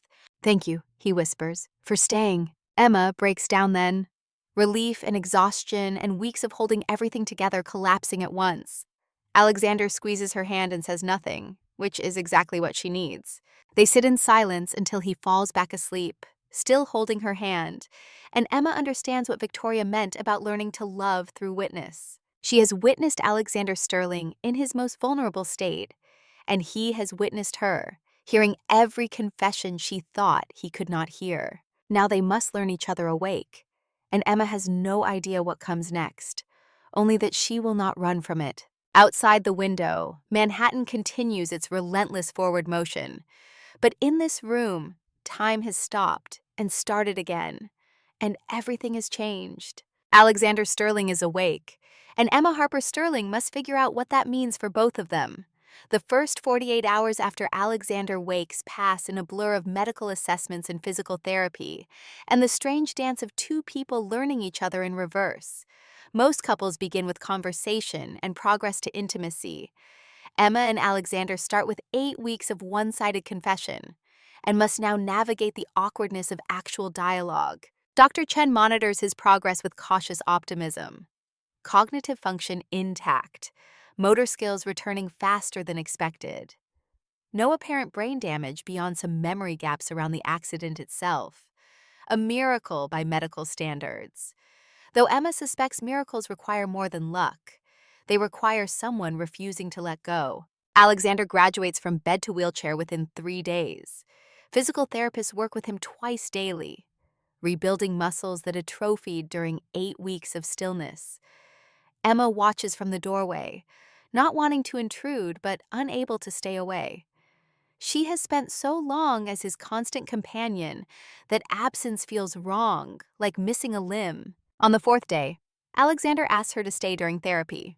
"You've seen me at my worst," he says, voice still rough but strengthening. "Might as well see me stumbling around like a newborn giraffe." The therapist, a woman named Marie, with the patience of someone who has coached thousands through recovery, guides Alexander through basic exercises. Standing, walking 3 steps, sitting, standing again. His legs shake with effort, sweat beads on his forehead, but he refuses to quit. Jaw set with determination, Emma recognizes from his journal entries. This is a man who does not accept defeat. After therapy, Alexander collapses back into the wheelchair, breathing hard. Marie pats his shoulder. "Good work.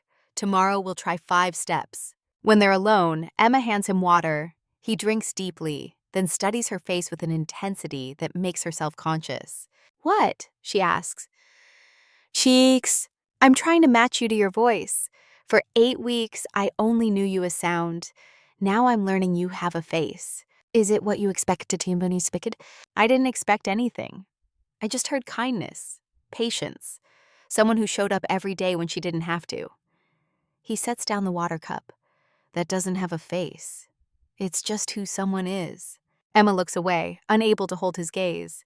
"I had reasons. It wasn't entirely altruistic. Your mother, I know, you told me. Every day, actually. You talk a lot when you think no one's listening." Heat rises to Emma's cheeks. "What else did I say?" "That you were scared, that you didn't know if you could do this, that you felt like a fraud wearing my ring." Alexander reaches for her hand. His grip is weak but deliberate. "And that you were falling for a ghost. Those were your words. Day 35, I think." Emma wants to pull away, to run from this conversation, but Alexander holds on, and she lets him. "I can't unknow that," he continues. "Can't unhear your voice in the dark talking to me like I mattered, like I was more than a business arrangement or an obligation. You made me want to wake up. Alexander, I don't expect anything from you. When you're recovered, we can annul this marriage. You'll be free." "What if I don't want to be free?" The question hangs between them, too large and complicated for easy answers. Before Emma can respond, Victoria Sterling enters without knocking, her presence filling the room like weather. "Alexander, you're sitting up. Excellent." She turns to Emma. "Could you give us a moment?" She stays, Alexander says, his voice carrying authority Emma hasn't heard before. "Whatever you need to say," she hears it. Victoria's expression tightens, but she nods. "Very well. We need to discuss your marriage. Now that you're conscious, decisions must be made." "What decisions, Vas?" "Whether to proceed or dissolve. The board is asking questions. Media is circling. We need a unified story." The story is simple. Alexander's gaze doesn't leave Emma. "Emma and I are married. That's the only story that matters." Victoria studies them both, calculation evident in her sharp eyes. "You're choosing to stay married? To a woman you've never had a conversation with until 4 days ago?" "I've had 8 weeks of conversation with her. More honesty than most marriages accumulate in years." Alexander shifts in the wheelchair, wincing at the movement. "What I want to know is why you did this. Why you forced Emma into this situation." Emma sees Victoria's mask crack slightly. Something underneath. Not quite guilt, but close. "I saw an opportunity," Victoria says carefully. "Olivia abandoned you. Emma needed money for her mother's treatment. It was practical." "Practical." Alexander's laugh is bitter. "You manipulated a desperate woman into marrying your unconscious nephew. That's not practical, that's cruel. It saved your company, maintained stability during crisis, protected the Sterling legacy. At what cost?" Alexander gestures to Emma. She sacrificed her autonomy, her future, her sense of self. For what? So stockholders wouldn't panic? Victoria straightens. I did what was necessary, what I've always done for this family. No. Alexander's voice turns cold. You did what you did 35 years ago. You recreated your own trauma and called it necessity. The room goes silent. Emma looks between them, understanding dawning. Victoria's story about her first husband, the replacement bride scenario. This wasn't just about Alexander. This was Victoria trying to give Emma what she herself had found.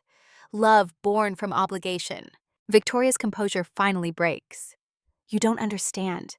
When I married Thomas, I was alone, desperate, and I found something real in that desperation. I wanted that for you. By forcing it? Alexander shakes his head. Love isn't something you engineer, Aunt Victoria. It happens or it doesn't. And if it happens here between Emma and me, it needs to be because we chose it, not because you trapped us. Victoria looks at Emma, something like apology in her eyes. I may have miscalculated. You think? Alexander's anger is quiet but absolute. Leave us, and don't come back until you're ready to apologize to Emma properly. After Victoria leaves, silence settles heavy and strange.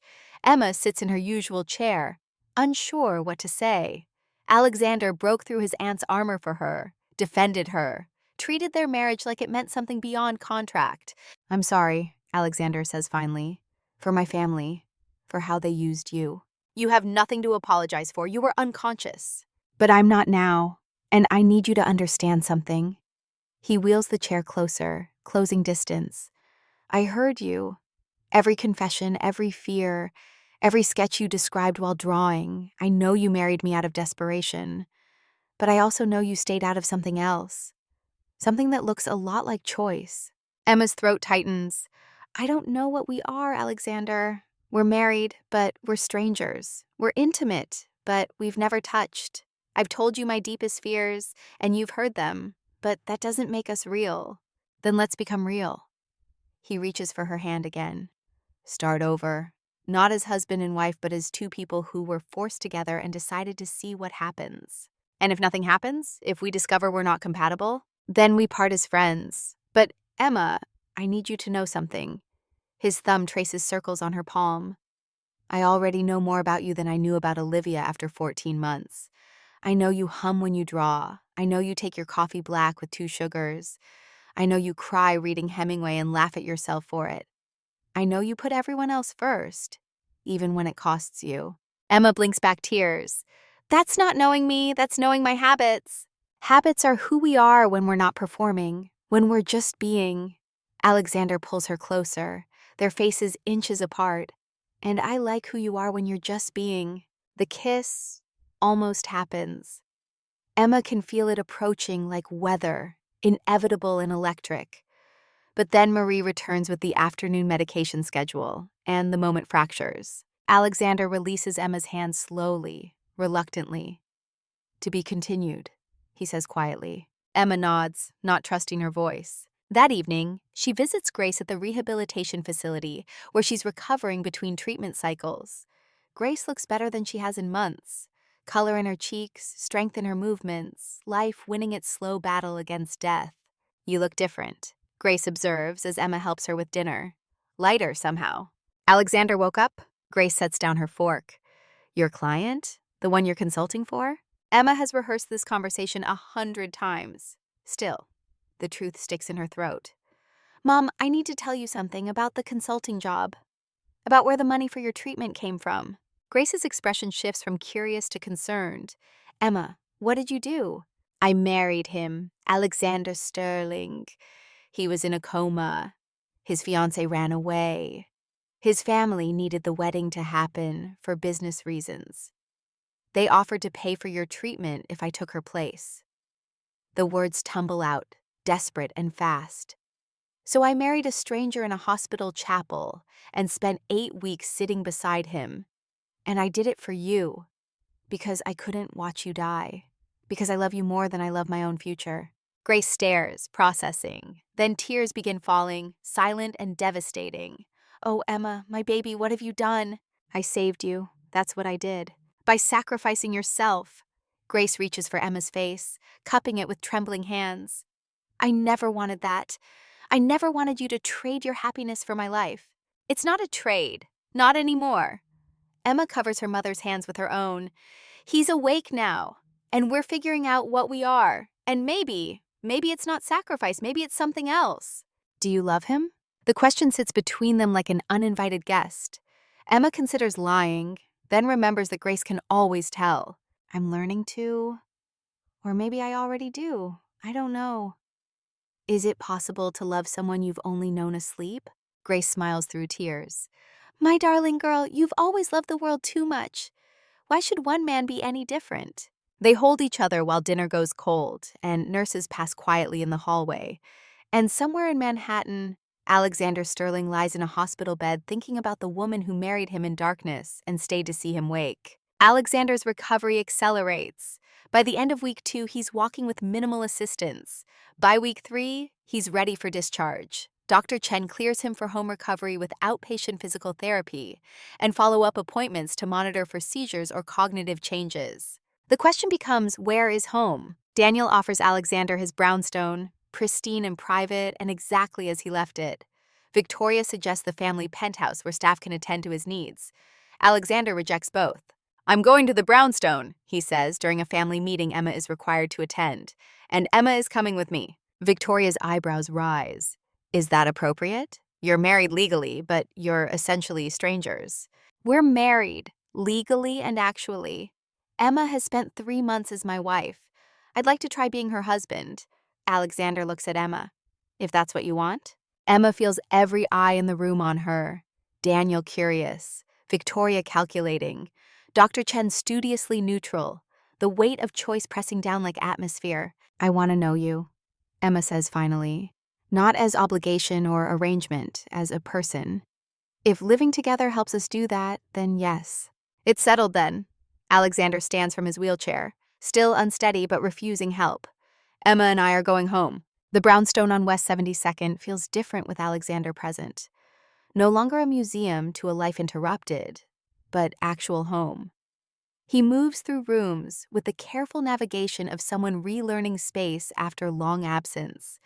Emma follows, carrying her single suitcase, feeling like an intruder in someone else's sanctuary. Alexander shows her the guest room on the 2nd floor. Large bed, attached bathroom, windows overlooking the garden.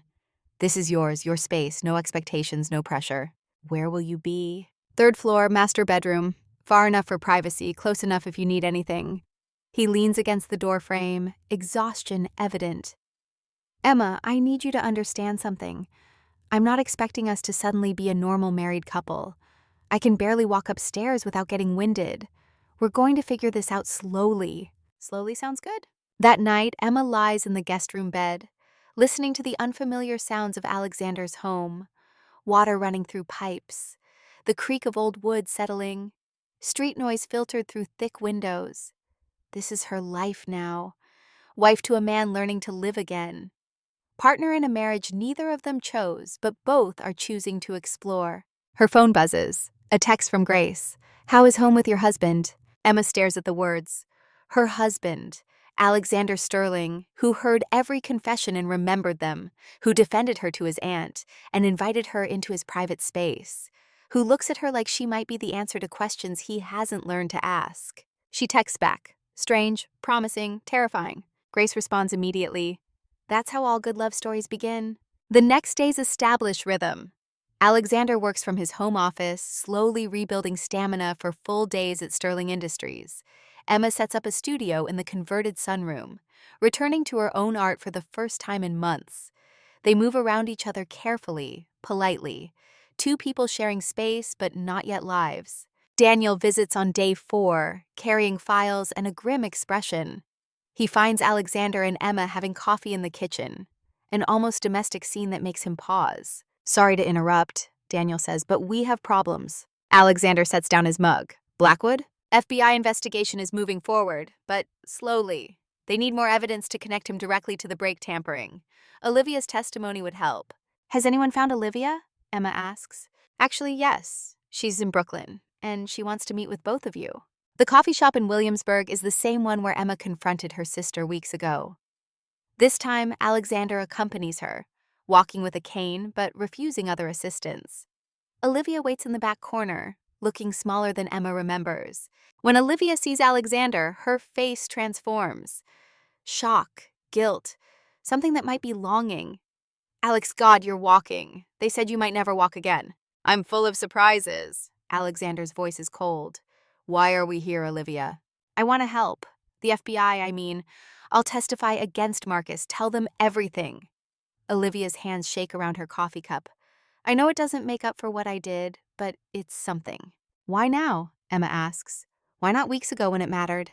Because I've been in therapy, working through why I sabotage everything good in my life, why I run when things get hard. Olivia looks at Alexander. I never loved you the way you deserved. I knew that. But I thought I could learn. Thought the marriage would make me into someone better. Instead, I made you into someone I could betray. Alexander leans back in his chair, studying his former fiancée with clinical detachment. Did you know Blackwood would try to kill me? No, I swear. When I told him you had evidence, I thought he'd use lawyers, corporate pressure. When I heard about the accident, I knew, and I ran because I'm a coward. Olivia's voice breaks. You almost died because of me. No, I almost died because of Marcus Blackwood. You were his tool, Olivia. A willing one, but still a tool. Alexander's expression softens slightly. If you want to testify, do it. Help put him away.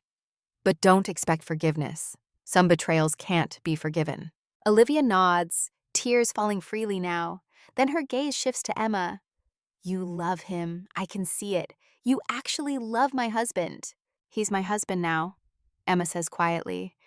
You made that choice when you ran. Do you hate me? Emma considers hatred would be simpler, cleaner. But watching Olivia fall apart, seeing the regret that eats her from inside, Emma finds something closer to pity. I don't hate you. I just don't recognize you anymore. You were my sister once. Now you're just someone I used to know. After they leave, Alexander is quiet on the drive home. Emma watches him stare out the window, jaw tight, hands gripping the cane harder than necessary. Are you okay? She asks. I spent 14 months with that woman, planning a wedding, a life, a future, and I never knew her at all. He turns to Emma. But I've known you 3 months, most of which I was unconscious, and I feel like I understand you better than I ever understood her. What does that say about me? That you chose wrong before doesn't mean you'll choose wrong again. And if I choose you, Emma's heart pounds. Then we figure out what that means. The next week, Alexander returns to Sterling Industries for the first time since the accident. Emma accompanies him, not as decoration or obligation, but as partner. The employees line up in the lobby, applauding as he enters.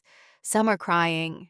Alexander stops to shake hands, to thank them for their loyalty, to promise that Sterling Industries will not just survive but thrive. In the executive suite, the board waits. 12 people in expensive suits, their expressions ranging from relieved to skeptical.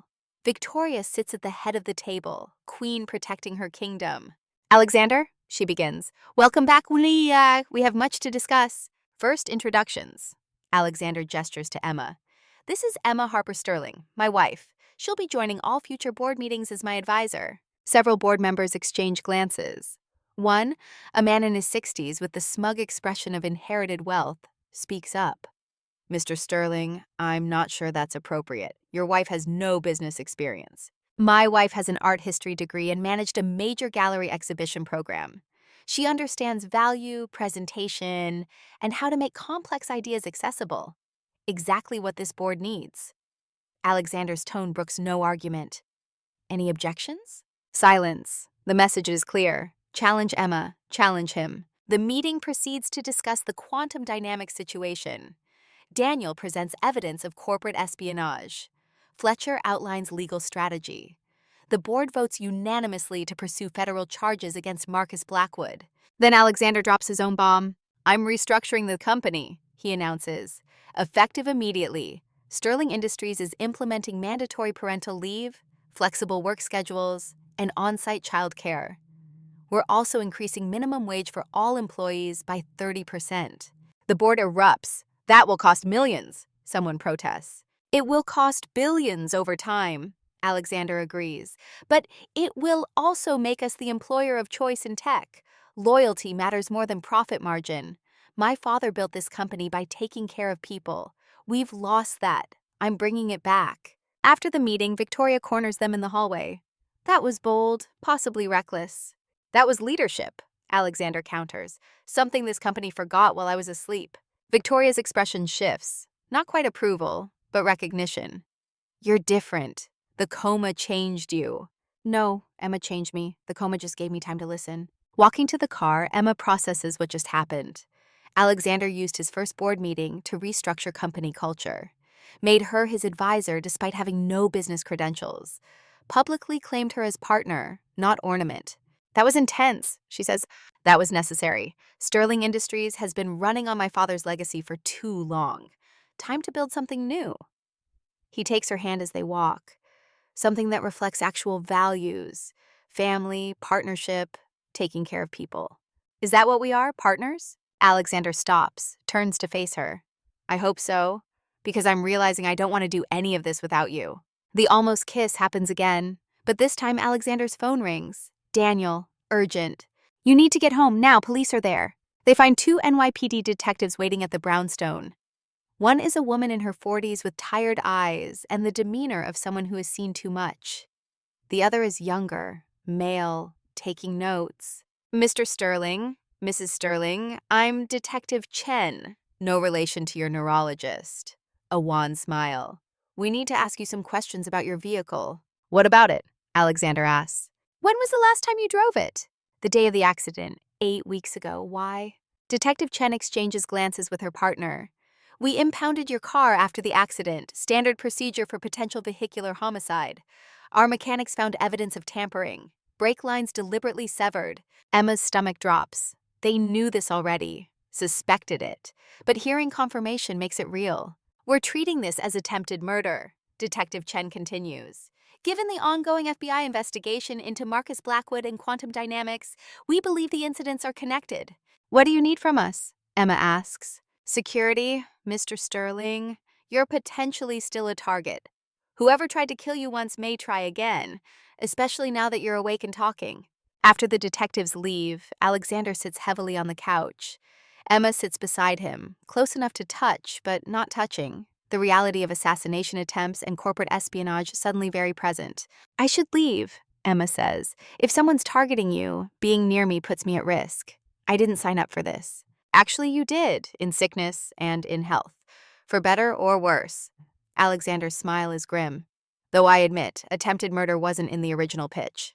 Alexander, I'm serious. I don't want to die because I married you. Neither do I, which is why you're moving into the third floor with me. Emma blinks. What? Guest room has exterior windows. Master suite is interior walls, harder to access.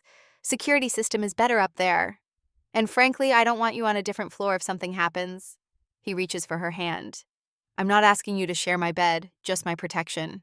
Emma wants to argue, but fear tastes metallic in her mouth, and Alexander's hand is warm and steady and real. Okay, she whispers, but you're buying me new pajamas. The ones I have aren't suitable for roommates. Alexander laughs, tension breaking slightly. Deal. That night, Emma moves her things to the third floor. The master suite is larger than her queen's apartment was. Sitting area with fireplace, bathroom with separate shower and tub, walk-in closet the size of a small room, and in the center, a king bed that Alexander gestures to apologetically. I'll take the couch in the sitting room. You get the bed. That's ridiculous. This is your room. And you're my wife, who I'm forcing to sleep here for safety. The couch is fine. They argue for 10 minutes before compromising. Alexander will sleep in the bed. Emma will take the couch. Neither are happy, but both are too tired to keep fighting. Emma changes in the bathroom, emerging in old sweatpants and a college t-shirt. Alexander has already claimed the couch, covered in blankets like he's camping. This is stupid, Emma says. You just got out of the hospital. You should be in your own bed. I'm fine. You're stubborn. Runs in the family. Emma crosses the room, stands over him with hands on hips. Move, or I'll sleep on the floor and then we'll both be uncomfortable. After more arguing, they reach a new compromise. Alexander takes the left side of the bed, Emma the right, with approximately 3 feet of space between them. A pillow wall, if necessary, though both agree that's overdoing it. Emma lies in the dark, hyper-aware of Alexander breathing beside her. Not touching, but present, real, alive in ways that still feel miraculous.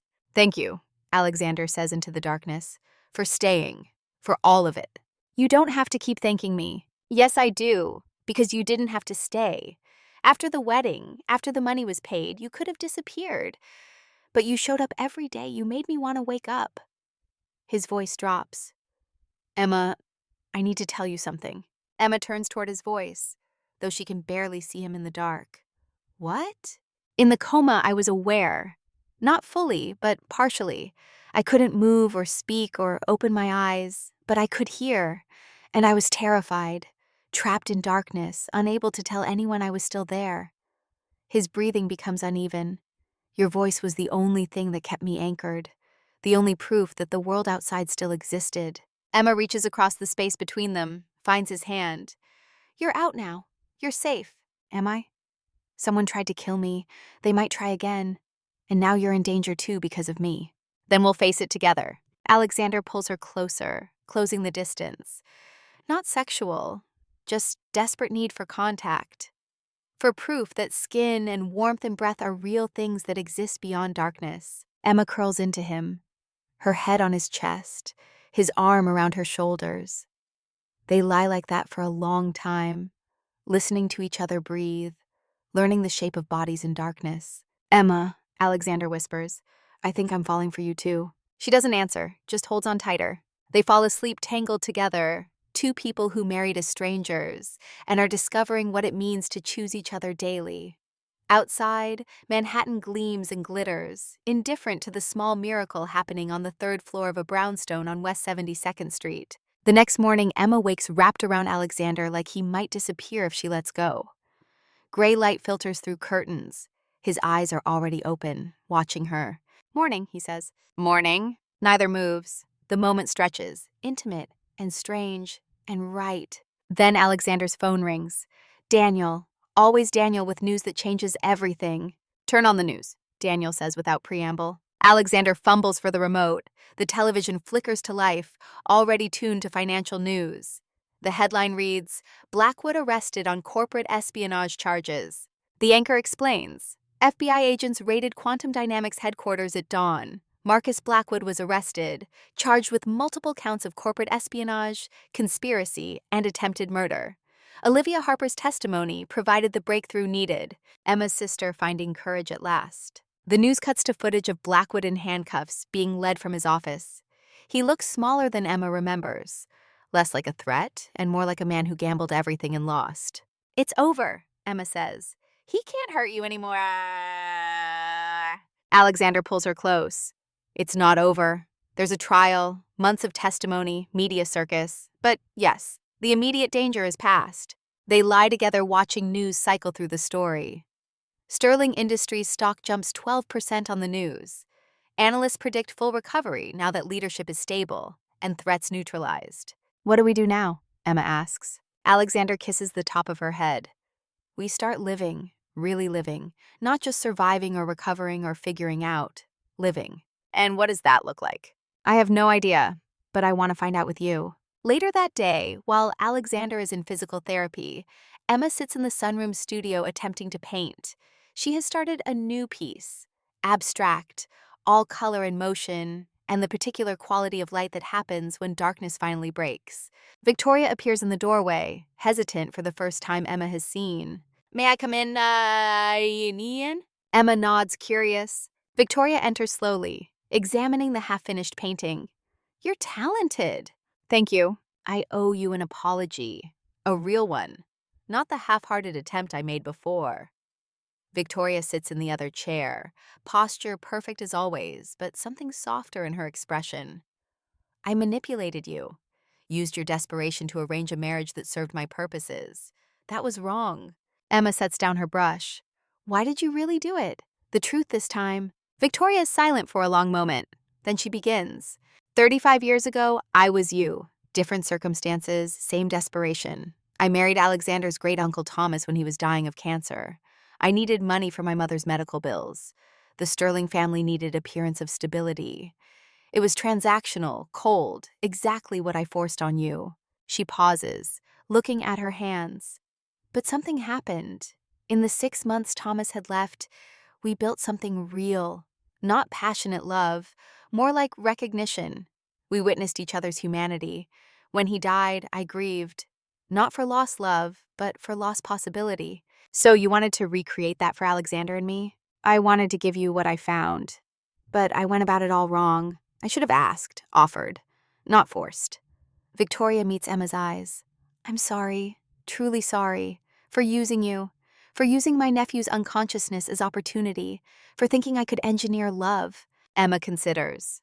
Anger would be justified, but she sees the pain in Victoria's face, the regret that has been eating her for weeks. I forgive you, Emma says finally, not because you deserve it, but because I'm tired of carrying resentment, and because despite everything you were right. I did find something real with Alexander, even if neither of us knows what to call it yet. Victoria's shoulders drop, tension releasing. Thank you. After Victoria leaves, Emma returns to her painting. She adds gold to the composition, light breaking through, hope manifesting as color. She thinks about the past 3 months, the hospital wedding and the vigil and the sketches and the slow fall into love with a man who couldn't love her back. Except he could. He did. He heard every word and remembered. Her phone buzzes. A text from Alexander, still at physical therapy. Dinner tonight? Real restaurant. Want to take my wife on an actual date? Emma stares at the words. My wife. Not the wife. Not his legal obligation. His wife. Claimed and deliberate. She texts back, yes. That evening, they go to a small Italian place in the West Village. Candlelight and red wine and pasta made by someone's grandmother in the back kitchen. Alexander orders for both of them in Italian, which Emma didn't know he spoke. Another piece of him revealed. Tell me something about you I don't know, Alexander says over appetizers. You know everything. You heard me confess my entire life story. I know facts. I want stories. He leans forward. Tell me about your first kiss, or your favorite childhood memory, or the moment you knew you wanted to be an artist. Emma takes a sip of wine, considering. I was 7. My father took me to MoMA. We stood in front of this Rothko painting. Just blocks of color, red and orange and yellow. I didn't understand it. I asked Dad what it meant. What did he say? He said it doesn't mean anything. It just is. Art doesn't have to explain itself. It just has to exist and make you feel something. Emma smiles at the memory. I felt something, this warmth in my chest, this sense that the world was bigger and stranger and more beautiful than I knew. I wanted to make people feel that too. Alexander reaches across the table, takes her hand. You do. Every sketch you made of me, I could feel you trying to understand something beyond surface.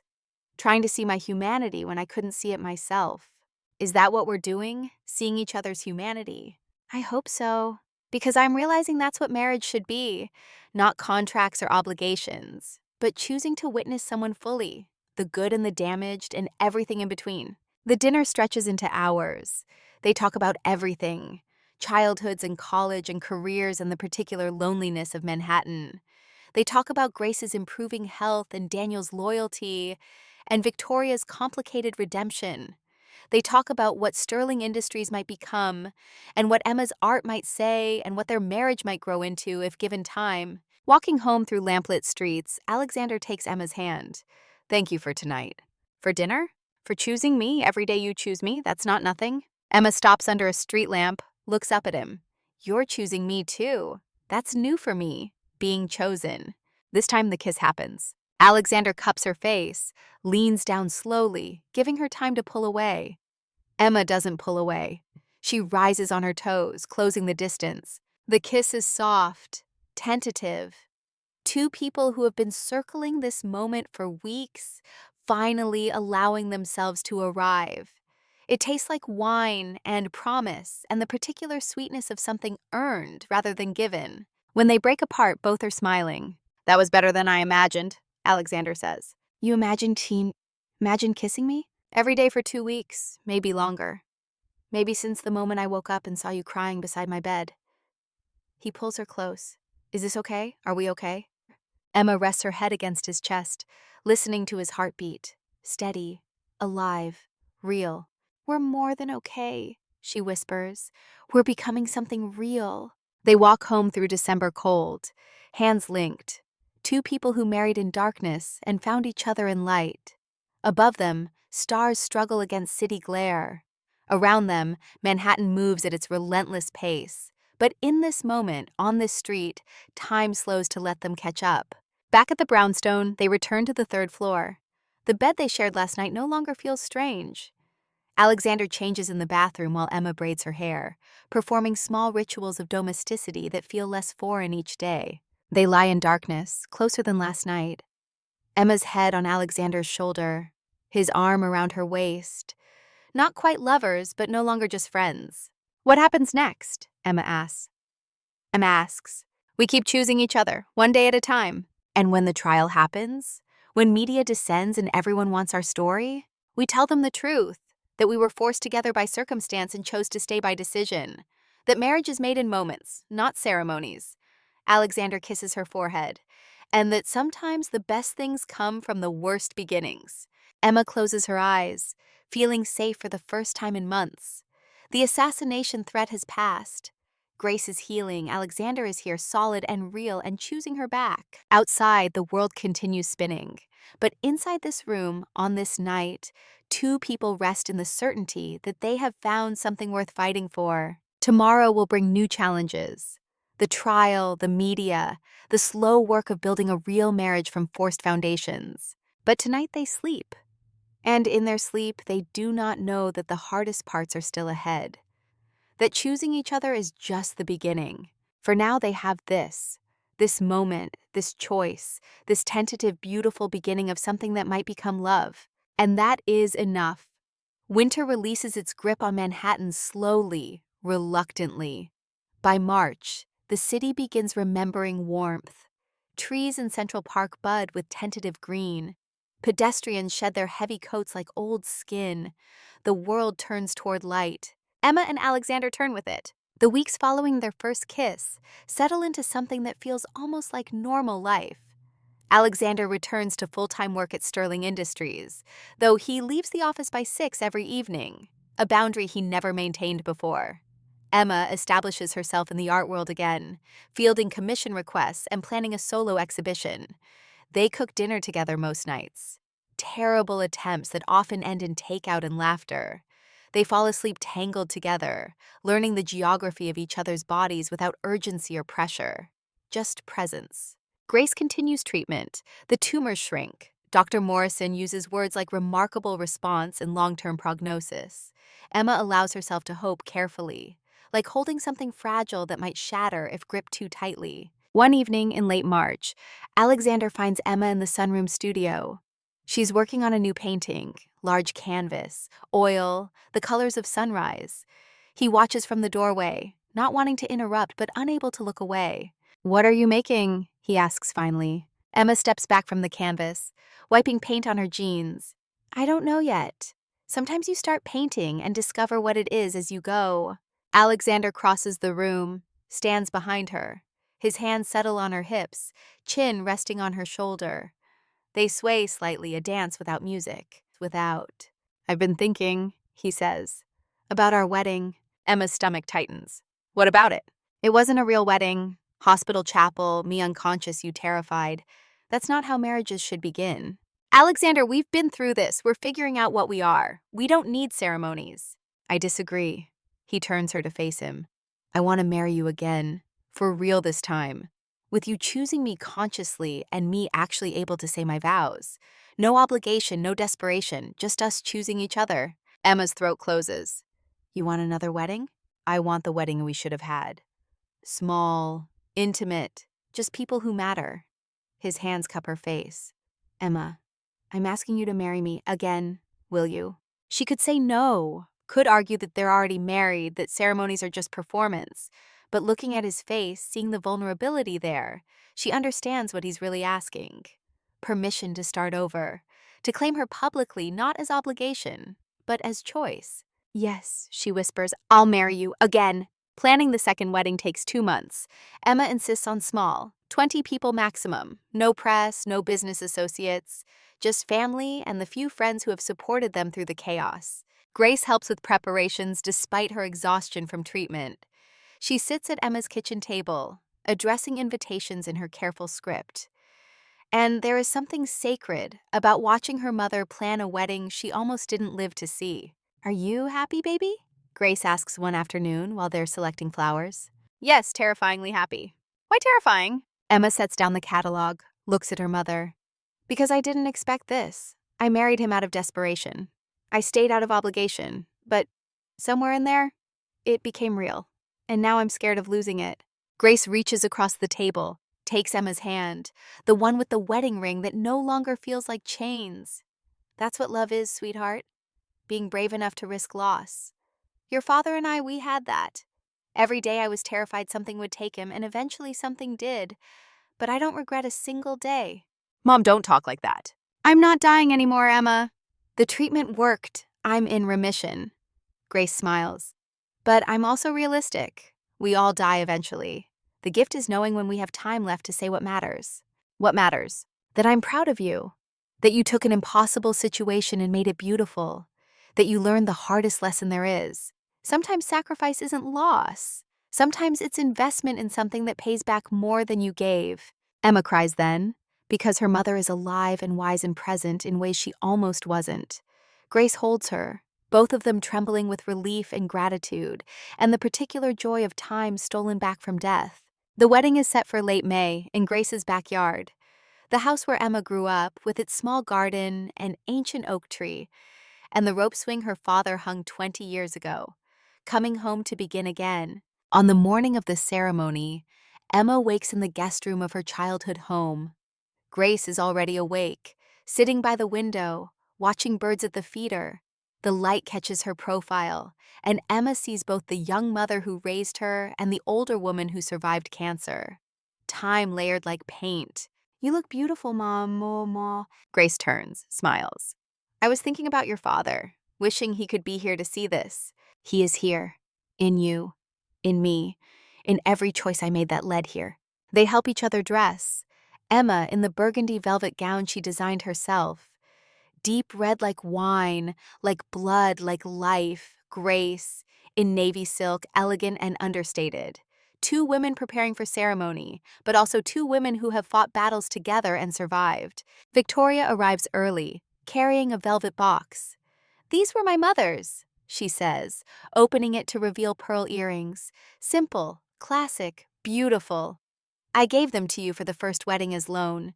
Today they're a gift, because you earned them." Emma puts them on with shaking hands. "Thank you. No, thank you. For loving my nephew when I forced you to pretend. For making something real from something false." Victoria's eyes glisten. "You've taught me that control is not the same as care." "I'm still learning that lesson." The backyard transforms through morning into something magical. String lights wrapped around tree branches, white chairs arranged in semicircles, winter flowers despite the May warmth because Emma wanted them, roses and chrysanthemums and the particular white blooms that mean new beginnings. 30 people gather. Not the 300 of the original plan, just Daniel and his wife, Victoria and Robert, Fletcher and his partner, Dr. Chen and Rosa the nurse, Emma's few remaining gallery colleagues, Grace's friends from the neighborhood, people who witnessed the journey and chose to celebrate the arrival. A string quartet plays Pachelbel as guests settle.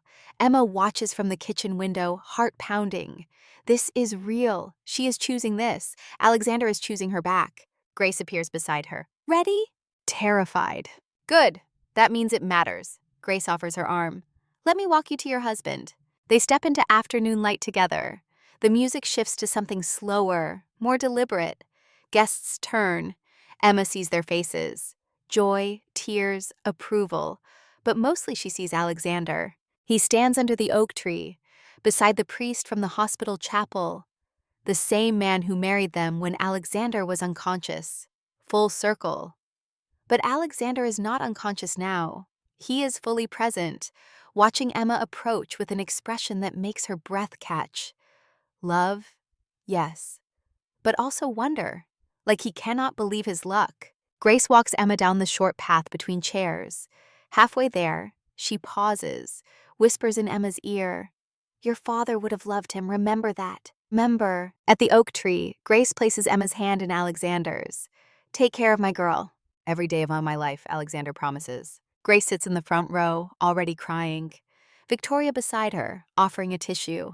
The priest smiles. "We gather today to witness Emma and Alexander renew their vows, to transform legal obligation into sacred choice, to begin again, together, as partners who choose each other freely." Emma's hands shake in Alexander's. He squeezes gently, grounding her. "Alexander, your vows." Alexander clears his throat. He has written and rewritten these words for weeks, but standing here, they feel inadequate for what he wants to say. "Emma, 1 year ago, I married you while unconscious. I had no choice, no voice, no agency. Today, I stand before you fully awake, fully aware, fully choosing you. You sat with me when I was nothing but a body on a bed. You learned me through observation, patience, art. You saw me when I couldn't see myself. You didn't have to stay. After the first week, after the first month, but you did. And when I woke up, I discovered I'd been dreaming of your voice. It was the only thing that kept me tethered to the world." His voice breaks slightly. Emma's tears fall freely. "You gave me life twice. Once by agreeing to marry me, once by leaving me so I could learn what it means to choose. I choose you, Emma Harper. Every morning, every challenge, every joy. I choose us. I promise to honor your art, your independence, your need for space when the world crowds you. I promise to sit with you in silence when words aren't enough. I promise to choose you deliberately daily for the rest of my life. With this ring, I choose you. Again, forever." Emma can barely see him through tears. She wipes her face, laughs at herself. "Sorry, I'm a mess." "You're beautiful," Alexander says. The priest nods to Emma. "Your vows." Emma takes a deep breath. She has practiced these words, but saying them aloud is different, more real, more binding. "Alexander, I married you to save my mother's life. I didn't expect to fall in love. I didn't expect to find myself in the process of sitting with you. Those 8 weeks I spent drawing you, I was really drawing me, learning who I am when I choose to show up, even when it's hard. You taught me that love isn't about perfection. It's about presence.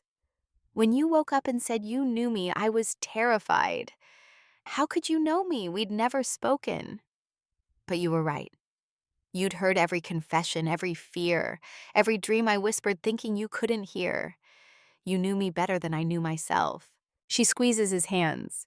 "Leaving you was the hardest thing I've ever done. But I needed to know, was I staying from obligation or love? Turns out, it was always love, even when I didn't recognize it. I promised to keep drawing you, keep learning you, keep choosing you. I promised to tell you when I need space and welcome you when I need closeness. I promised to honor the man you are and the man you're becoming. With this ring, I choose you, freely, completely, forever." They exchange new rings, simpler bands than the first ones, engraved with the date and a single word, chosen. "I now pronounce you once again husband and wife." The priest pauses, smiling. "Alexander, you may kiss your bride, consciously this time." Laughter ripples through the guests. Alexander pulls Emma close, and the kiss is different from their first. Not tentative or exploratory. This kiss is claim and promise and homecoming. They break apart to cheering and applause. Walking back up the aisle together, Emma sees Grace weeping openly, sees Victoria dabbing her eyes, sees Daniel grinning like he's just witnessed a miracle. Maybe he has. The reception is in the same backyard. Tables set up under the oak tree, food catered by the Italian place where they had their first date. Wine flows freely. Toasts begin before dinner ends. Daniel stands first. "I've watched my brother build an empire, but I'd never seen him build a home until Emma. She taught him that strength includes vulnerability, that success means nothing if you have no one to share it with." He raises his glass. "To the woman who saved my brother twice, once from death, once from a loveless life. Grace stands next, supported by Emma's arm. Emma asked me once if I regretted staying single after her father died. I said I chose struggle over compromise. But watching Emma and Alexander, I see there's a third option. Choosing someone who makes you more yourself, to choosing wisely. Victoria stands, surprising everyone. I don't give sentimental speeches, but Emma, you've reminded this family what matters. Not legacy, not stock prices, love. Thank you for saving my nephew twice, once from death, once from himself. Emma stands last, unplanned, but words pressing against her chest demanding release. When I signed those papers in a hospital a year ago, I thought I was giving up my life. Turns out I was finding it. Alexander, you gave me permission to be myself, to take space, to choose you freely. Thank you for waiting. Thank you for seeing me. Thank you for choosing me back. The dinner stretches into golden hour. The string quartet plays jazz standards from Alexander's vinyl collection. Couples drift to the small dance floor. Emma watches her mother dance with Robert, Victoria's husband, watches Victoria sway with Fletcher, watches this collection of wounded people finding joy together. Dance with me, Alexander says, offering his hand. The song is At Last by Etta James, Grace's favorite. Emma steps into Alexander's arms, and they move together like they've been dancing for years. Around them, guests blur into background. Just music and motion and the particular closeness of bodies learning to trust each other. I can dance now, Alexander murmurs against her hair. Had months of practice. Show off. For you, always. The song ends. Another begins. Alexander pulls Grace onto the dance floor, and Emma watches her husband dance with her mother. Grace is crying again, but happy tears. Alexander holds her carefully, aware of her fragility, honoring the woman who raised the love of his life. Emma stands at the edge of the dance floor, watching her two favorite people move together, and something inside her settles. This is family. Not the one she was born into or forced into, but the one she chose and built from impossible circumstances. Later, as evening descends and lights come on overhead, Emma finds a quiet moment with Grace. Thank you, Mom, for all of this. Thank you for letting me be here to see it. Grace touches Emma's face. I wasn't supposed to make it to this day.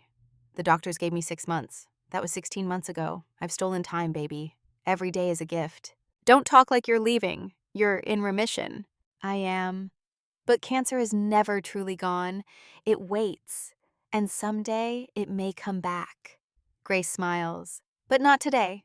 Today I watched my daughter marry the love of her life. That's enough. After the reception, Emma and Alexander drive to Vermont.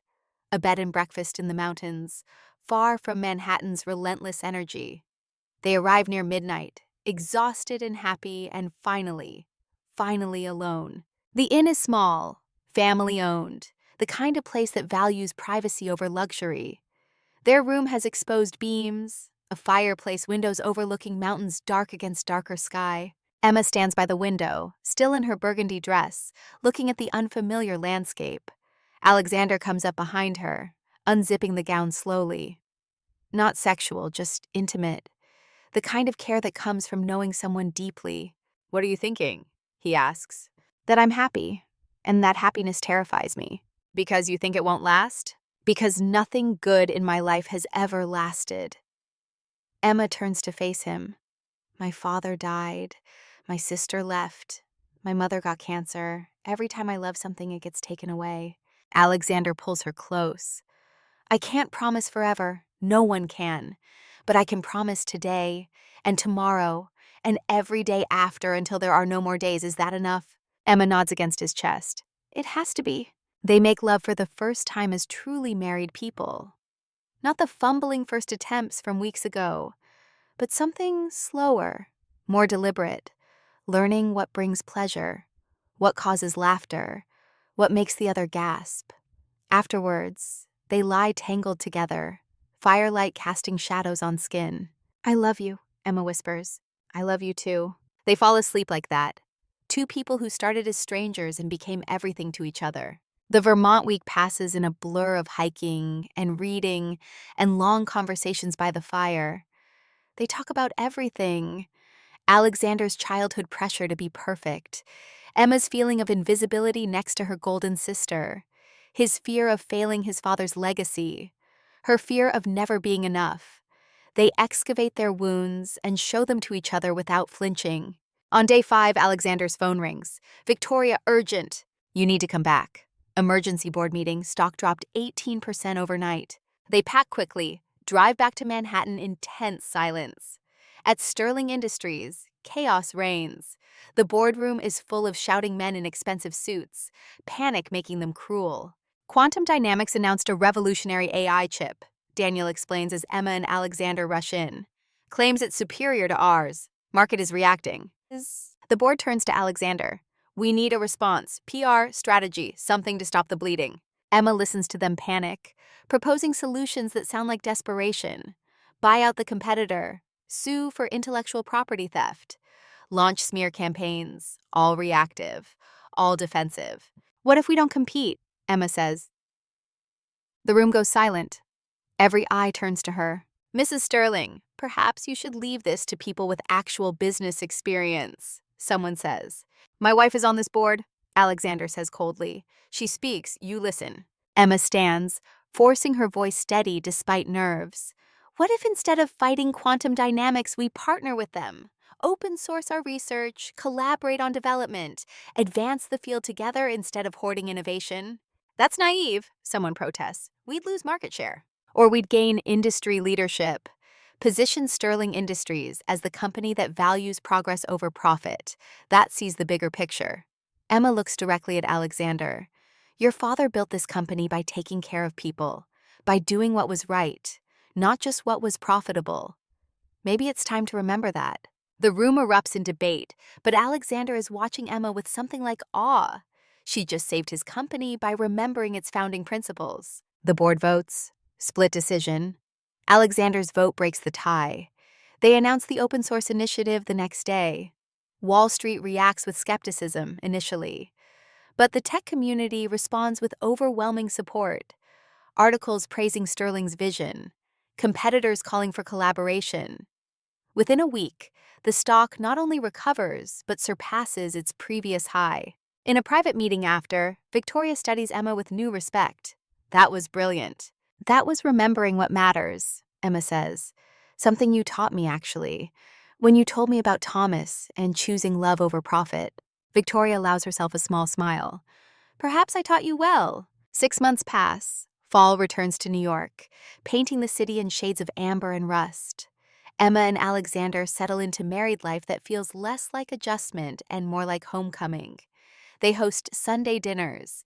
Grace, now living in assisted living by her choice, wanting independence and community. Daniel and his wife, Victoria and Robert, a family built from fragments. Emma's solo exhibition opens at a prestigious Chelsea gallery. The Art of Witness features her Alexander drawings alongside new work. Abstract pieces exploring themes of obligation and choice, witness and love. The reviews are exceptional. The Times calls her work a meditation on how we become ourselves through seeing others. Opening night, Alexander stands beside Emma as collectors and critics swarm. He watches her field questions, discuss technique, embody confidence. She didn't have a year ago. When someone asks about the portrait series, Emma gestures to Alexander. My husband, my subject, my partner. She takes his hand. I spent 8 weeks drawing him while he was in a coma, learning who he was through observation. These pieces document that journey, from stranger to husband to person I choose every day. The opening sells out before midnight. Emma's career, dormant for so long, roars back to life. Walking home through Manhattan's glowing streets, Alexander pulls Emma close. I'm so proud of you. Proud of us, Emma corrects. We did this together. At home, Emma feels off, nausea, fatigue, emotions swinging wildly. She dismisses it as stress from the exhibition. But when symptoms persist, she buys a pregnancy test. The 2 lines appear immediately, positive. Emma sits on the bathroom floor, staring at the test like it might change its mind. She and Alexander discuss children theoretically. Someday, eventually. Not now, not this soon. She finds Alexander in his study, reviewing contracts. He looks up, sees her face. What's wrong? Emma hands him the test without speaking. Alexander stares at it, then at her, then back at the test. We're having a baby? Yes. Emma, oh God, we're having a baby. He pulls her into his arms, and she realizes he's crying. Joy, fear, wonder, all mixed together. Are you happy? She asks. Terrified, but yes, so happy I can't breathe. They tell Grace first.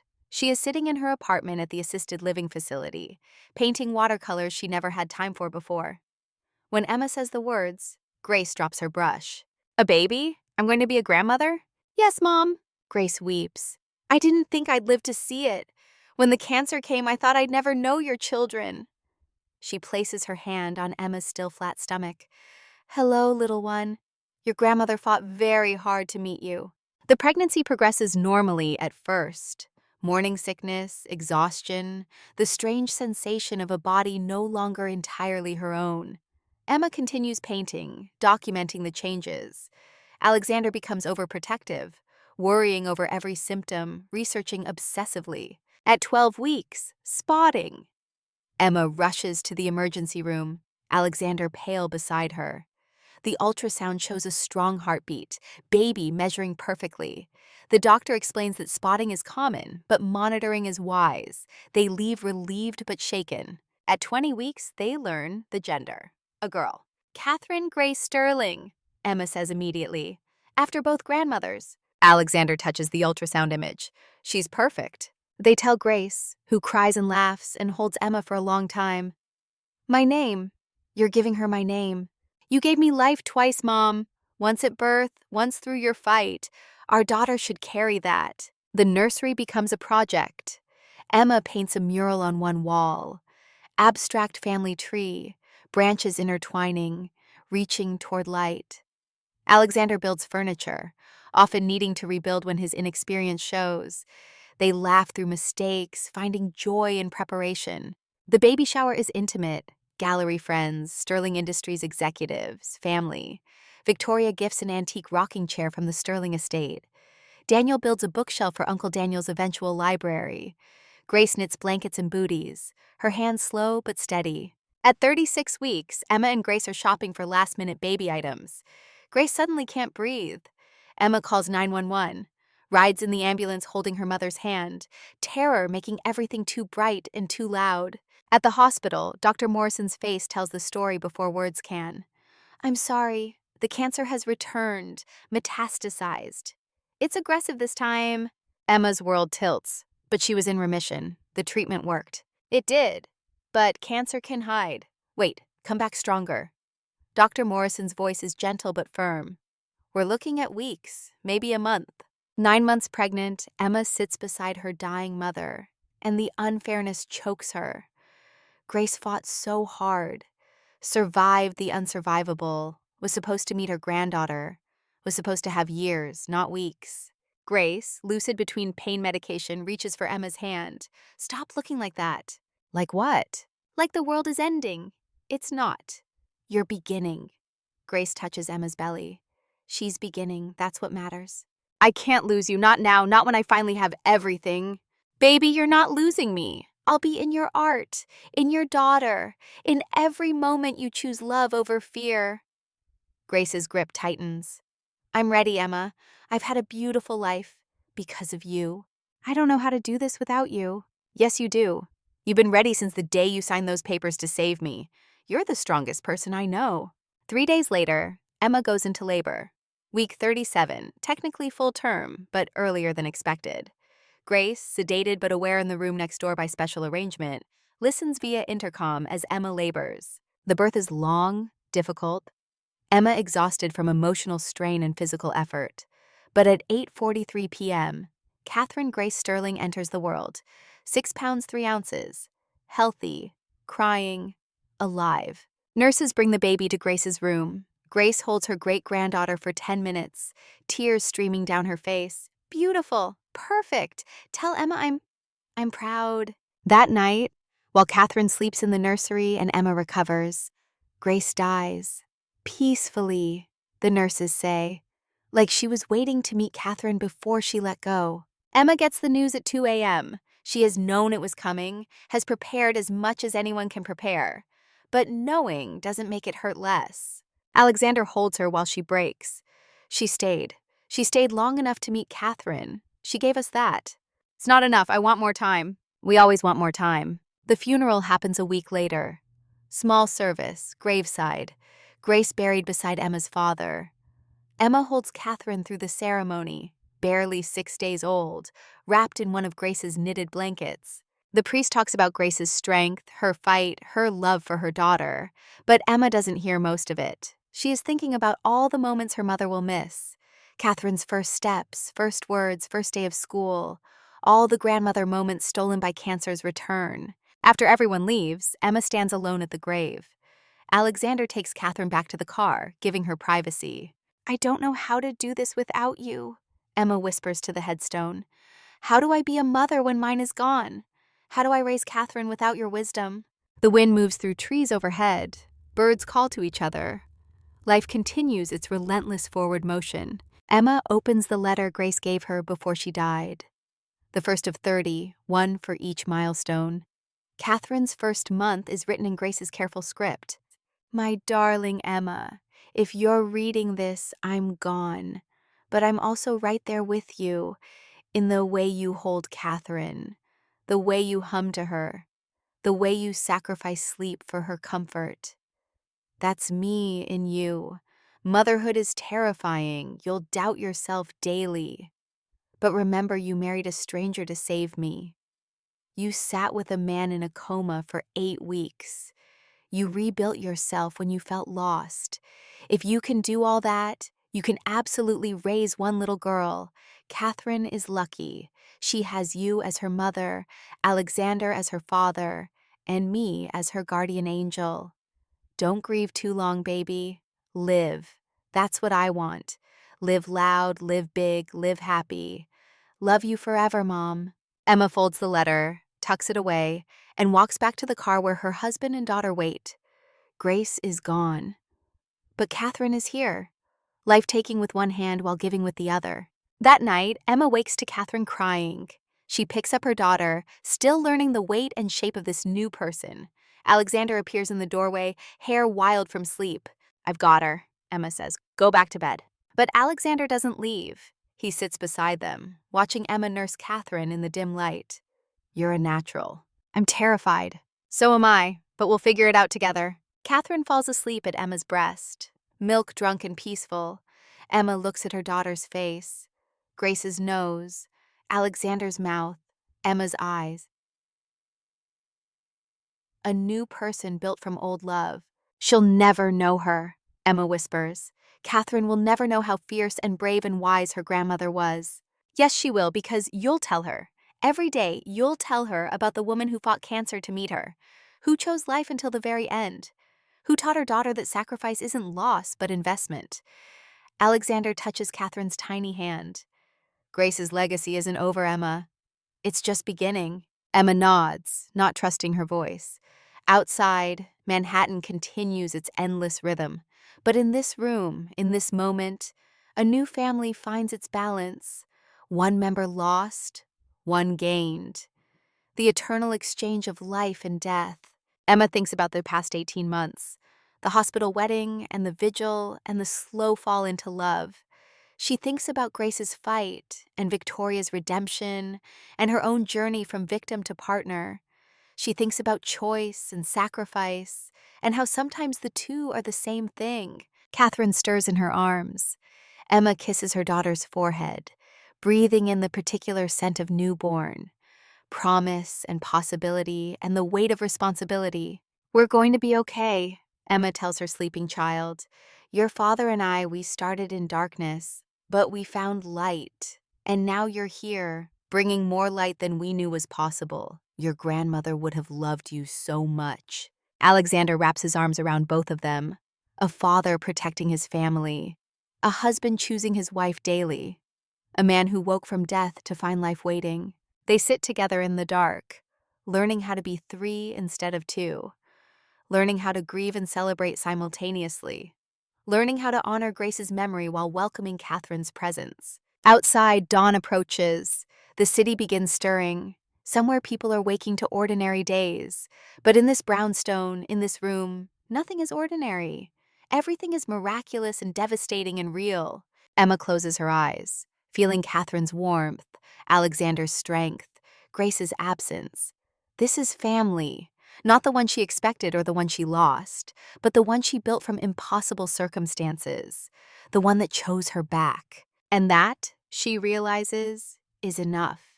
It has to be, because this is all anyone gets. Moments strung together like beads on a string, some bright, some dark, all precious because they're fleeting. Grace is gone, but Grace's love remains. In Emma's strength, in Alexander's kindness, in Catherine's existence. Love doesn't end when people die. It transforms, becomes legacy instead of presence. Emma opens her eyes, looks at her daughter's face. "I promise you," she whispers. "I promise to tell you about her, about Grace, about the grandmother who fought death to meet you. You'll know her through me, through stories and letters and the way I love you.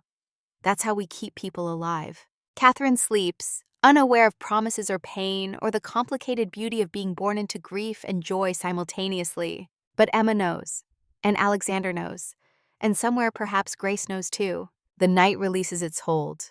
Morning comes, and with it, the rest of their lives, waiting to be lived, one chosen moment at a time. The first year of Catherine's life passes in a haze of sleepless nights and small miracles. Emma learns the language of cries. Hunger sounds different from exhaustion, from pain, from simple need for contact. Alexander learns to change diapers without fumbling, to heat bottles to exact temperature, to rock their daughter to sleep with the patience of someone who understands that time is the only currency that matters. They navigate parenthood while grieving Grace. Some days the loss sits quiet, manageable. Other days it roars up without warning. Emma will be folding laundry and suddenly remember her mother's hands teaching her to fold fitted sheets. Alexander will hear Catherine laugh and see Grace in the curve of her smile. Grief and joy tangled together like roots beneath soil. Emma reads Grace's letters at each milestone. Catherine's first smile brings the second letter. When she smiles at you, that's me smiling through her. That's how love works. It multiplies across generations, never diminishing, always expanding. At 3 months, Catherine sleeps through the night. Emma and Alexander lie awake in the silence, too accustomed to broken sleep to trust it. "We should sleep while we can," Emma whispers. "I know, but I keep thinking I should check on her." "Me too." They lie in darkness, listening to the baby monitor's static. Proof of life. Proof that they are responsible for someone small and defenseless and utterly dependent. "Are we doing this right?" Emma asks. "I have no idea, but she's alive and healthy and loved. That seems like a good start." At 6 months, Catherine laughs at Alexander making ridiculous faces. The sound fills the brownstone like light. Emma captures it on video, watches it repeatedly when the weight of single parenting while Alexander works becomes too heavy. Because that is the reality no one mentions. Alexander returns to full-time at Sterling Industries, board meetings and product launches and the endless maintenance of empire. He comes home by 6 every evening, that boundary sacred, but 6 to 8 are Catherine's witching hours. Fussy, crying, wanting things Emma cannot always identify. Some evenings, Emma sits on the nursery floor, Catherine wailing in her arms, and she sobs too. Exhausted and overwhelmed and desperately missing her mother. Grace would know what to do. Grace would have wisdom born from experience. But Grace is gone. And Emma is alone with a 6-month-old who seems determined to test every limit. Those nights, Alexander finds them both crying. He takes Catherine, walks the halls bouncing and shushing, while Emma collects herself. Partnership looks different than she expected. Less romantic, more raw, but deeper for that rawness. At 8 months, Catherine crawls. Emma baby-proofs the entire brownstone, covering outlets and padding corners and removing anything breakable from low shelves. The house becomes a soft maze designed for exploration. At 9 months, Catherine says her first word, "Mama!" Emma is changing a diaper when it happens. Catherine, looking up at her, face serious, mouth forming sounds that suddenly coalesce into meaning. "Mama, Emma stops moving, stares at her daughter. Did you just say mama? Mama? Emma picks her up, squeezes her gently, laughing and crying simultaneously. Yes, baby, I'm mama. I'm your mama. That evening, she tells Alexander. He pretends to be offended. Mama before dada? That's fair. I only provide financial stability and bedtime stories. Say dada, Emma prompts Catherine. Say it for daddy. Catherine beams. Mama, Mama. They laugh until crying, the kind of laughter that releases tension built up over months. This is parenthood. Not Instagram perfection, but beautiful chaos and small victories, and the particular exhaustion that somehow feels like privilege. At 11 months, Catherine stands, wobbly, gripping the coffee table, legs shaking with effort. Alexander and Emma watch from the couch, holding their breath like witnesses to history. She's going to walk soon, Alexander says. I'm not ready. Neither am I. But she is. That's what matters. Catherine's first birthday arrives with the weight of anniversary. 1 year since Grace died. 1 year since Catherine entered the world. Life and death forever intertwined in their family story. They celebrate in Grace's backyard. The house Emma grew up in, sold now to a young family, but they rent the space for the day. Coming home to mark milestones. Daniel brings his wife. Victoria and Robert attend. Fletcher and his partner. Dr. Chen, who delivered Catherine. Rosa, who cared for Alexander during the coma. A community built from fragments. The theme is A Year of Grace. Photos of Grace everywhere. Young Grace holding baby Emma. Grace at Emma's high school graduation. Grace in the hospital during treatment. Bald but smiling. Grace holding newborn Catherine, tears streaming down her face. The last photo, taken 10 minutes before Grace died. Emma has framed them all. A timeline of love and loss and legacy. Victoria pulls Emma aside during the party. This is beautiful. Grace would be proud. I hope so. Some days I'm not sure I'm doing any of this right. There is no right. Only showing up. You show up for Catherine every day. That's what matters. Victoria pauses. I need to tell you something. About why I really pushed you into marrying Alexander. Emma tenses. I thought we'd moved past that. We have. But you deserve the full truth. Victoria looks at the photos of Grace. 35 years ago, when I married Thomas, I was alone. My mother was dying. I had no one. Thomas became family not because we loved each other romantically, but because we witnessed each other's suffering. When he died, I inherited his fortune. I've spent 35 years trying to deserve it. Victoria, you don't have to justify yourself. Yes, I do. Because I saw you and saw myself. Desperate, alone, trying to save someone you loved. I manipulated you. But I also believed that if you had the same experience I did, you'd find what I found. A reason to keep living when everything feels impossible. Emma takes Victoria's hand. I found more than that. I found love, real love. The kind Grace always said existed, but I never believed in. Your mother was a wise woman. I wish I'd known her better. Later, when guests have left and Catherine is asleep in the car seat, Emma and Alexander stand at Grace's grave. Fresh flowers, bright against gray stone. She's been gone a year, Emma says. It feels like yesterday and forever ago simultaneously. Time does that, expands and contracts depending on what we've lost. Alexander wraps his arm around Emma's shoulders. But she met Catherine, she got that. Some people don't even get to say goodbye. I know, I'm grateful, but I'm also angry. She should be here, teaching me how to be a mother, watching Catherine grow, having more years. We always want more years. Emma rests her head against Alexander's chest, listening to his heartbeat, steady, alive, real. Promise me something. Anything. Promise me we'll tell Catherine about her, every day, so Grace's memory stays alive. I promise. 2 years later, Emma stands in a Manhattan gallery surrounded by her latest work. Transformations is the exhibition title. 20 paintings documenting her journey from hospital vigil to motherhood. The Alexander drawings from the coma period, yes, but also new pieces. Catherine as newborn. Grace's hands, painted from memory. Abstract work exploring themes of grief and rebirth. The gallery is packed. Collectors, critics, art students, people who read about her story in magazines and wanted to witness the work themselves. Emma has become something she never expected. Not just an artist, but a voice. Someone who transformed tragedy into beauty and shared it without flinching. A reporter from the Times approaches. Mrs. Sterling, your work has been described as raw, vulnerable, unflinching. How do you feel about that characterization? Emma considers. I feel like I'm finally making art that matters. Not art that's pretty or pleasant, but art that's true. And truth is often uncomfortable, but it's also necessary. Your portrait series of your husband during his coma has become iconic. Do you worry about exploiting his vulnerability? He gave permission for every piece. We talked about what it means to be seen at your most vulnerable. He said if these drawings help even one person feel less alone in their suffering, then his suffering wasn't meaningless.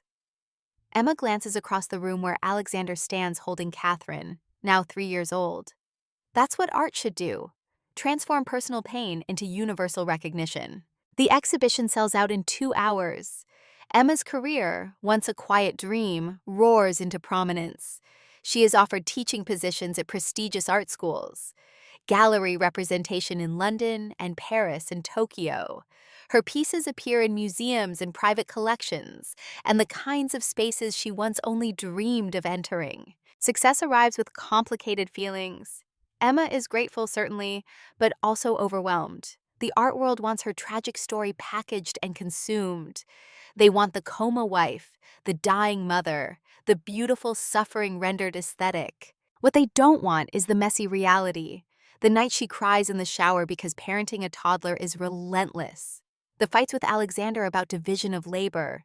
The grief that ambushes her at random moments. The fear that she's failing at everything simultaneously. One evening, after a particularly demanding day, Emma finds Alexander in his study. Catherine is finally asleep after an hour of bedtime battles. I can't do this anymore, Emma says. Alexander looks up concerned. Do what? All of it, the art career, the mothering, the being your wife. I'm spread so thin I'm transparent. She sits heavily in the chair across from his desk. The gallery wants another exhibition in 6 months. But I can't make new work when I'm barely keeping Catherine alive and the house running and myself together. Then say no. I can't say no. This is the career I've always wanted. If I say no, they'll move on to someone else. Emma. Alexander comes around the desk, kneels in front of her. You're my wife, Catherine's mother, a brilliant artist, but you're also human. Humans have limits. It's okay to reach them. Everyone else manages. I see mothers who work full-time and parent and have perfect houses and somehow still exercise and have hobbies. Why can't I do that? Because you're a real person, not a social media fabrication. Real people struggle. Real people make choices about what matters most. He takes her hands. What matters most to you? Emma thinks about Grace's letters, about the wisdom woven through them. Catherine, you, creating art that's honest, in that order. Then structure your life around those priorities. Everything else is negotiation. The conversation leads to changes. Emma hires a part-time nanny 3 days a week.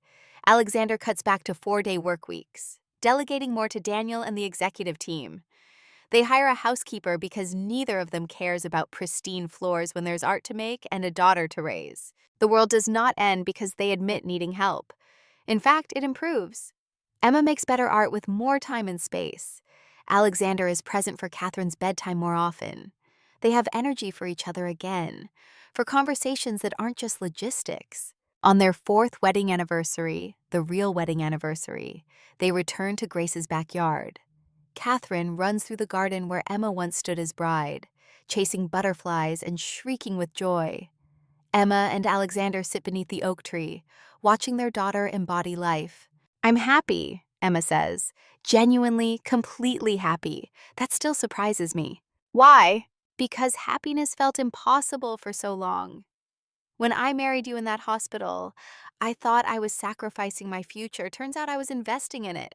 Alexander pulls her close. Best investment either of us ever made. When Catherine is 5, Alexander collapses at the office. One moment he's presenting quarterly results to the board, the next he's on the floor, body convulsing, consciousness gone. The call comes to Emma mid-afternoon, Daniel's voice tight with barely controlled panic. Alex is at the hospital. He had a seizure. They're running tests. Emma arranges emergency child care, races to Manhattan Medical Center, the same hospital where she married Alexander, where Catherine was born, where Grace died. The building holds their entire story. Dr. Chen meets her in the waiting room. He's stable, conscious, confused but intact. What happened? Post-traumatic epilepsy. It's not uncommon after severe brain injury. The coma, the trauma, sometimes it manifests years later. Dr. Chen's expression is kind but firm. He'll need medication, lifestyle changes. He can't drive alone anymore, can't work the same hours. The seizures can be controlled but not cured. Emma processes this new reality. Another challenge, another adjustment. Can I see him? Alexander lies in bed, pale but awake. An IV runs into his arm. Monitors beep steadily. That familiar sound Emma knows too well. When he sees her, his face crumples. I scared everyone. The whole board watched me have a seizure. Emma takes his hand. I don't care about the board. Are you okay? I feel like I'm broken. Like my body betrayed me. Your body survived a car accident that should have killed you. Your body woke from a coma.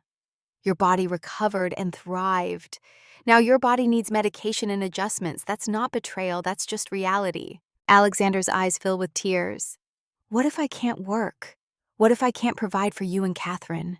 Then we adjust. Alexander, we've been through worse, remember? Hospital wedding, coma, assassination attempts, my mother dying. We handled all of it. We'll handle this too. They do handle it. Alexander starts anti-seizure medication. The side effects are brutal at first. Fatigue, mood swings, cognitive fog. He hates feeling diminished, less sharp, but slowly his body adjusts. The right dosage is found. Seizures are controlled. He restructures his work life. Daniel takes on more CEO responsibilities. Alexander shifts to chairman role, more strategic, less operational. He works from home 2 days a week, learns to recognize seizure triggers, stress, lack of sleep, overwork. He builds life around limitations rather than fighting them. I feel old, he tells Emma one night. I'm 42 and taking daily medication and can't drive my own daughter to school. You're not old, you're human, and you're here, alive, present. That's what matters. Emma teaches him to sketch, physical therapy for hands and mind. They sit in the sunroom studio, Catherine coloring beside them, all three making art together. Alexander's drawings are rough at first, but slowly improve. He captures Catherine's face in charcoal, the curve of her smile, the spark in her eyes, his own form of witnessing. 5 years after Catherine's birth, life settles into rhythm that feels sustainable. Emma balances art career with motherhood, creating work when Catherine is at school, being present when she's home. Alexander runs Sterling Industries from a position of wisdom rather than grinding ambition. They have bought a house in Westchester, needing space for Catherine to run and room for Emma's expanding studio. The house has history. Built in 1920, renovated lovingly, it holds character modern construction cannot replicate. Emma sets up her studio in the converted sunroom. Alexander claims the library for his home office. Catherine's room overlooks the garden where she plants vegetables with Emma's help, learning how things grow. Sunday dinners become tradition. Victoria and Robert drive up from the city. Daniel brings his family, 2 children now, Fletcher and his partner. Dr. Chen when she's available. Community built across years of showing up. One Sunday, while children play in the garden and adults linger over coffee, Victoria makes announcement. I'm retiring from the Sterling board. Everyone stops. Victoria has been on that board for 30 years, fierce guardian of her late husband's legacy. I'm 70 now, Victoria continues. Time to let younger people lead. Daniel, you'll take my seat. Emma, I'd like you to consider joining as well. Emma blinks. Me? I have no business experience. You saved the company once already with the open source initiative. You understand people, values, what matters beyond profit. That's what the board needs. Victoria's expression softens. I've spent 30 years trying to control everything. Time I learned to trust instead. Emma looks at Alexander, who nods encouragingly. If you want it, take it. You'd be brilliant. Emma accepts. She joins the Sterling Industries board, the only non-executive member, bringing perspective that shifts conversations. When executives propose layoffs to boost quarterly earnings, Emma asks about impact on families, on community. When marketing wants to target children with addictive game mechanics, Emma questions ethics over revenue. She becomes conscience the board didn't know it needed. Her presence changes Alexander too. He leads differently, more focused on long-term sustainability than short-term gains. Sterling Industries becomes known as the tech company with soul, the one that values employees over stockholders, innovation over exploitation. Articles are written about them, the power couple who started with tragedy and built empire on ethics. Emma hates the attention, but understands it serves a purpose. If their story inspires even one person to lead with values, the exposure is worthwhile. Catherine turns 8, smart, curious, slightly wild, in ways that remind Emma of herself at that age. She draws constantly, filling sketchbooks with observations. Teachers say she's gifted but struggles with authority.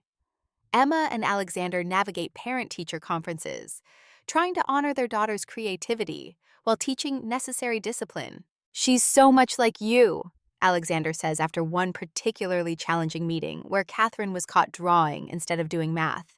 "I was never that confident. I hid my art afraid of judgment." "That's my influence." "The sterling stubbornness," he grins. "She's the perfect combination of both of us. Brilliant, creative, and utterly unwilling to do things she finds pointless." They read Grace's 8th-year letter together, Catherine between them on the couch. Grace's handwriting, still beautiful despite the pain she must have felt writing it. "My sweet Catherine, you're 8 now. Old enough to understand that your grandmother Grace fought very hard to meet you. I was sick, dying really, when your mother married your father. But love has a way of keeping us alive longer than medicine predicts. I got to hold you for 10 minutes. Best 10 minutes of my life after the years I spent raising your mother. Tell your mother she's doing everything right. I see it in her love for you. That's my legacy.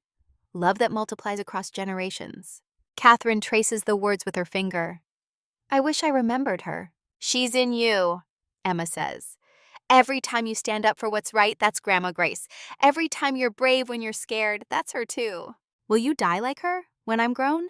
The question catches Emma off guard, but she answers honestly because Grace would have. "Everyone dies eventually, but I plan to live a very long time. Long enough to meet your children, to be the grandmother Grace was to me." "Promise?" "I promise to fight for every day, just like she did." 10 years after the hospital wedding, a filmmaker approaches them. She wants to document their story, the forced marriage that became real love. Emma is hesitant, but Alexander sees opportunity. "If we control the narrative, we can make sure it's told truthfully. Not as tragedy porn, but as testament to choice." They agree. Film crews follow them for 3 months, capturing daily life. Catherine at soccer practice, Emma in her studio, Alexander leading board meetings, normal moments that feel extraordinary only in context. The filmmaker interviews people from their journey. Dr. Chen, who cared for Alexander during the coma. Rosa, the nurse who encouraged Emma to keep talking to him. Daniel, who witnessed it all. Victoria, who arranged the marriage. Fletcher, who handled the legal complexities. Each person adds pieces to the story. The medical miracle of Alexander's awakening. The corporate espionage and assassination attempt. Grace's battle with cancer. The slow transformation from obligation to love. The most powerful interview is Victoria's. She sits in her Manhattan apartment, elegant at 70, and speaks with unusual vulnerability. "I need to confess something I've carried for 10 years. When I forced Emma to marry Alexander, I had ulterior motive beyond company stability. 35 years ago, I was Emma. I married a dying man out of desperation. And I found something real in that desperation. I wanted to give Emma what I found. But I went about it wrong. I manipulated her. Used her love for her mother as weapon." She pauses, composing herself. "I'm sorry, publicly, formally sorry. Not just to Emma and Alexander, but to anyone watching who thinks forced choice is acceptable. It's not. What Emma and Alexander built is beautiful. But it could have been destroyed by my interference. They succeeded despite me, not because of me." The documentary premieres at Sundance. The Covenant becomes cultural phenomenon. Streaming services bid for rights. It trends on social media. Think pieces are written about forced circumstances, chosen love, the nature of commitment. Emma and Alexander attend the premiere holding hands, watching their lives projected on screen.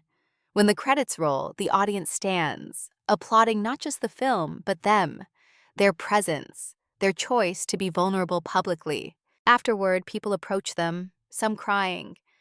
"Your story gave me hope. You showed me real love is possible. Thank you for being honest about the hard parts." Emma realizes Grace was right. Personal pain transformed into universal recognition. That's what art does. That's what story does. Takes one couple's journey and makes it mirror where everyone can see themselves. The documentary impact ripples outward. Marriage counselors use it in therapy. Universities screen it in ethics classes. Support groups for coma patients' families find comfort in Emma's vigil. The Sterling Foundation establishes scholarships for art students and cancer patients in Grace's name. Catherine, now 13, watches the documentary with her parents, seeing them younger, seeing the hospital chapel wedding, seeing Grace hold newborn Catherine minutes before dying. "You went through all that for me?" Catherine asks. "Not just for you. For life.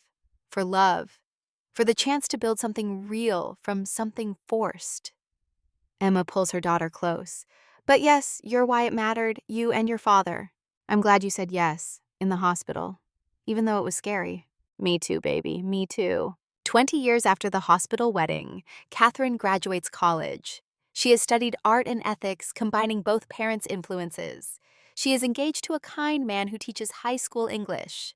The wedding is planned for August, in Grace's backyard.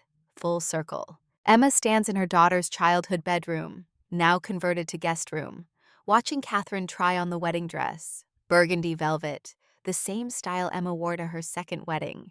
Catherine insisted.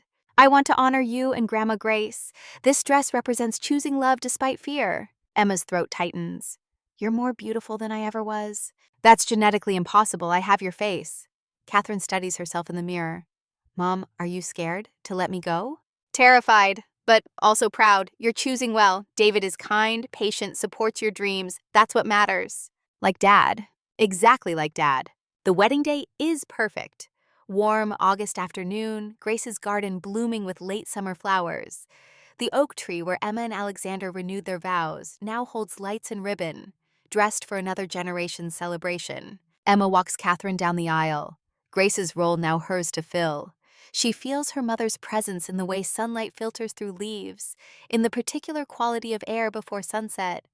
Grace is here, witnessing through Emma's eyes. Alexander waits in the front row beside Victoria, now 90, still sharp as ever. When Emma sits, Alexander takes her hand. They have been married 20 years. 20 years of choosing each other daily. 20 years of building life from forced foundations. Catherine and David exchange vows written themselves, promising partnership, respect, daily choice. The ceremony echoes Emma and Alexander's second wedding. Not the forced obligation of the first, but the deliberate commitment of the second. After the ceremony, during the reception, Catherine pulls Emma aside. "Read it with me. Grandma's wedding letter." They find quiet corner away from celebration. Emma opens the envelope marked Catherine's wedding day. Grace's handwriting, slightly shaky from illness but still beautiful. "My darling Catherine, if you're reading this, you're getting married. I'm so proud, though I'm not there to see it. But your mother is. And she's everything I hoped she'd be. Strong, kind, brave. She learned those things by watching me fight. You learn them by watching her create. That's how legacy works. It multiplies across generations. Your great-grandmother taught me resilience. I taught your mother sacrifice. She taught you courage. What will you teach your children? Love, I hope. The kind that chooses daily. The kind your parents model. The kind I had with your grandfather. Marriage is work. Beautiful work, but work nonetheless. Show up for it. Fight for it. Choose it when easier options present themselves. That's what covenant means. Not contract, but sacred promise renewed each day. I love you, sweet girl. Even from beyond the grave. Even across time and death. Love is the only thing that survives everything. Remember that. Your grandmother Grace." Emma and Catherine cry together, mourning Grace's absence while celebrating her lasting presence. Love that survives death. love that multiplies, love that transforms tragedy into legacy. As sun sets over the garden where Emma once stood as reluctant bride, she looks at her life, the forced beginning that led to chosen love, the obligation that became commitment, the sacrifice that became investment. Alexander appears beside her, wrapping his arm around her waist. Gray threads his dark hair now. Lines mark his face.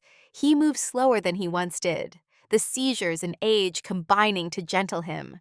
But his eyes hold the same love Emma saw when he first woke from the coma. "What are you thinking?" he asks. "That I'd do it all again. Every hard moment, every impossible choice. If it led here, I'd do it again. Even the hospital wedding?" "Especially the hospital wedding. That's where it all began."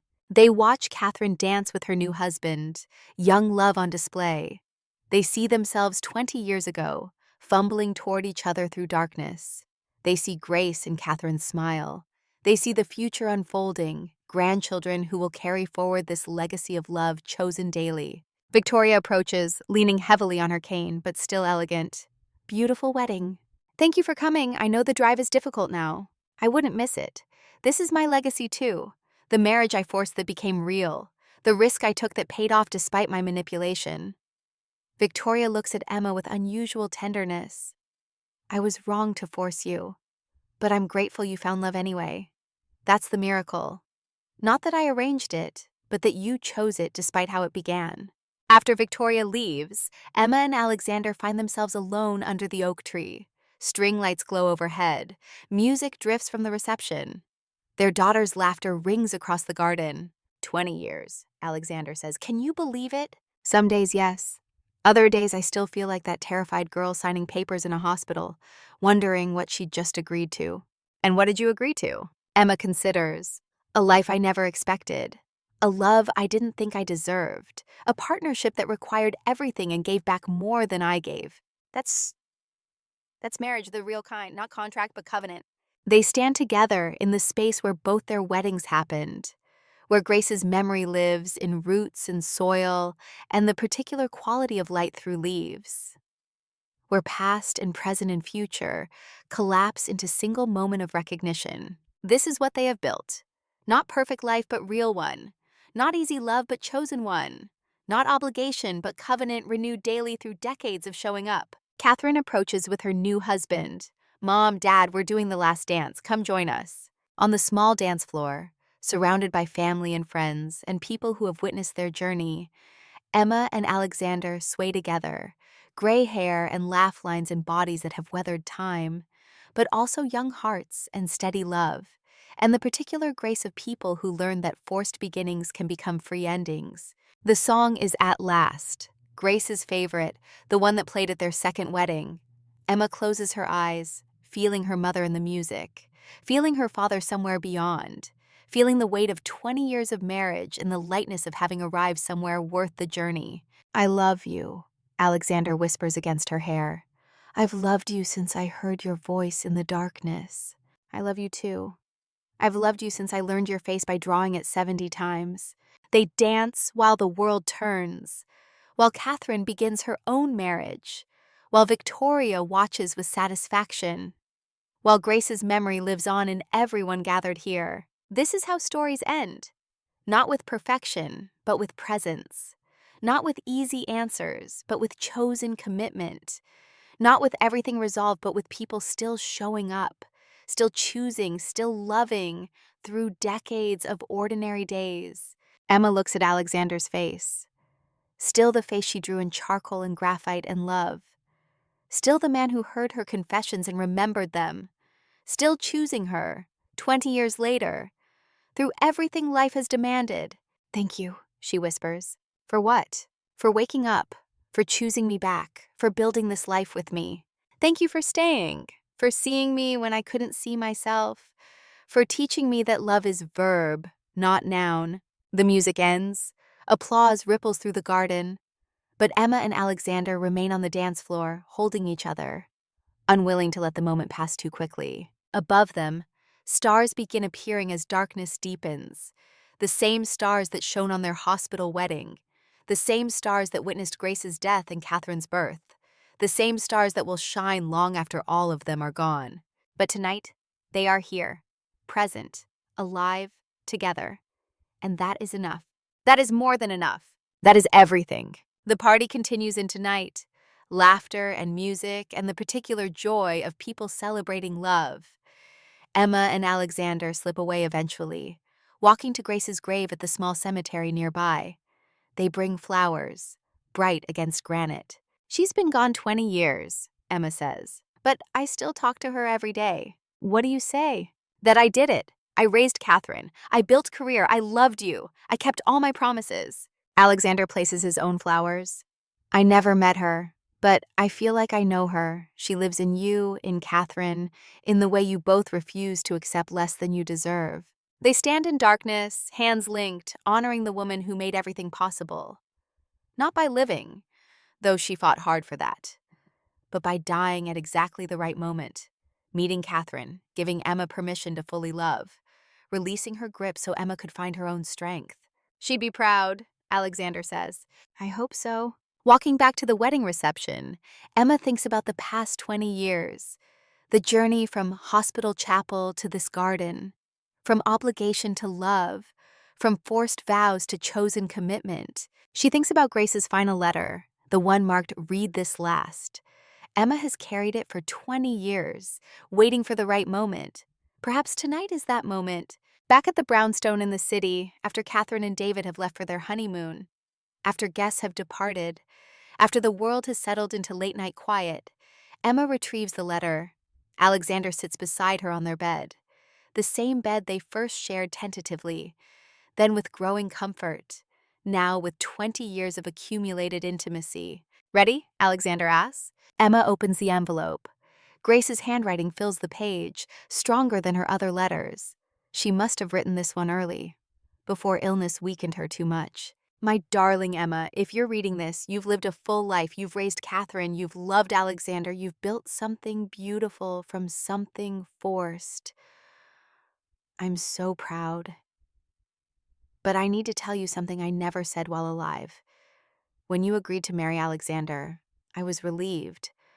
Not because of the treatment, though I wanted to live, but because I knew you'd finally be forced to see yourself as worthy of love.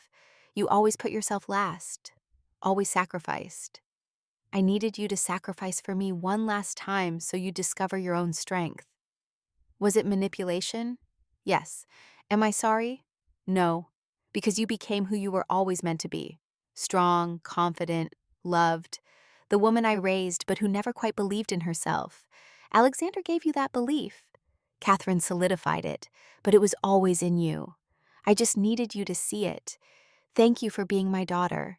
Thank you for choosing life when death felt easier. Thank you for teaching Catherine and everyone who knows your story that forced beginnings can become free endings. I love you forever, Mom. Emma closes the letter, tears streaming. She manipulated me, just like Victoria did. But with love, Alexander says gently, with hope that you'd find what she knew you deserved. I'm angry and grateful, and angry at being grateful. That's fair. Grace was human, complex, like all of us. He pulls Emma close. But she was right. You became extraordinary through that forced choice. Would you have done it differently? Emma thinks about alternate universes. Versions where she said no. Where Grace died in 6 months. Where Emma never met Alexander. Where Catherine was never born. All those possible lives evaporate like morning mist against the reality of what she chose. No, she admits. I wouldn't change it. I'd choose this life, this love, even knowing the cost. They lie in darkness together, bodies familiar after 20 years. Alexander's breathing slows into sleep. Emma stays awake longer, thinking about Grace, both capital and lowercase. The Grace her mother embodied. The Grace she and Alexander extended each other through hard years. The Grace Catherine will need in her own marriage. Grace the noun, unmerited favor, love given freely despite unworthiness. That's what she had. That's what Grace gave her. That's what she gives Catherine and Alexander and everyone she touches. Grace the verb, moving through world with dignity and beauty despite difficulty. That's what Grace showed her. How to fight cancer with elegance. How to die with eyes open. How to love without holding back. Grace, her mother, complex and manipulative and loving and fierce. Gone 20 years but still present in every choice Emma makes. Emma closes her eyes finally, feeling 20 years of marriage settle over her like blanket. This is what endures. Not grand gestures or perfect moments, but daily choice. Morning coffee and evening conversations, and hands held through hard seasons. Bodies aging together. Love deepening like river carving stone. Tomorrow she will wake beside Alexander. They will have breakfast. Perhaps call Catherine to hear about her honeymoon. Continue living the ordinary miracle of long marriage. But tonight, in the space between waking and sleep, Emma allows herself to feel everything. The joy and grief and gratitude and anger and love and loss all swirled together into single overwhelming emotion that has no name but feels like grace. Grace the noun, grace the verb, grace the mother, grace the gift of 20 years when 6 months were predicted. Grace the foundation everything was built on. Emma breathes deep, releases slow. Outside, Manhattan continues its endless rhythm. But inside this room, time stops, holds, makes space for recognition. She married a stranger in a coma to save her mother. She stayed because no one else would. She fell in love with a voice in darkness. She built a life from forced foundations. She raised a daughter. She created art that mattered. She honored her mother's memory by living fully. And through it all, she learned that covenant is stronger than contract, that love chosen daily beats love felt once, that sacrifice and investment are the same thing when offered with open hands. This is grace, unmerited, undeserved, freely given. And Emma has received it, lived it, multiplied it across 20 years of choosing love, even when fear seemed easier. The story ends here, not with perfection, but with presence. Not with all questions answered, but with enough answers to keep going. Not with happily ever after, but with happily right now. And tomorrow. And every day after, until there are no more days. Emma and Alexander, once strangers married by force, now partners joined by choice. Grace, once dying, now dead, but living on through legacy. Catherine, once unborn, now married and beginning her own covenant. Life continuing, love multiplying, grace abounding. That is enough. That is everything. That is grace.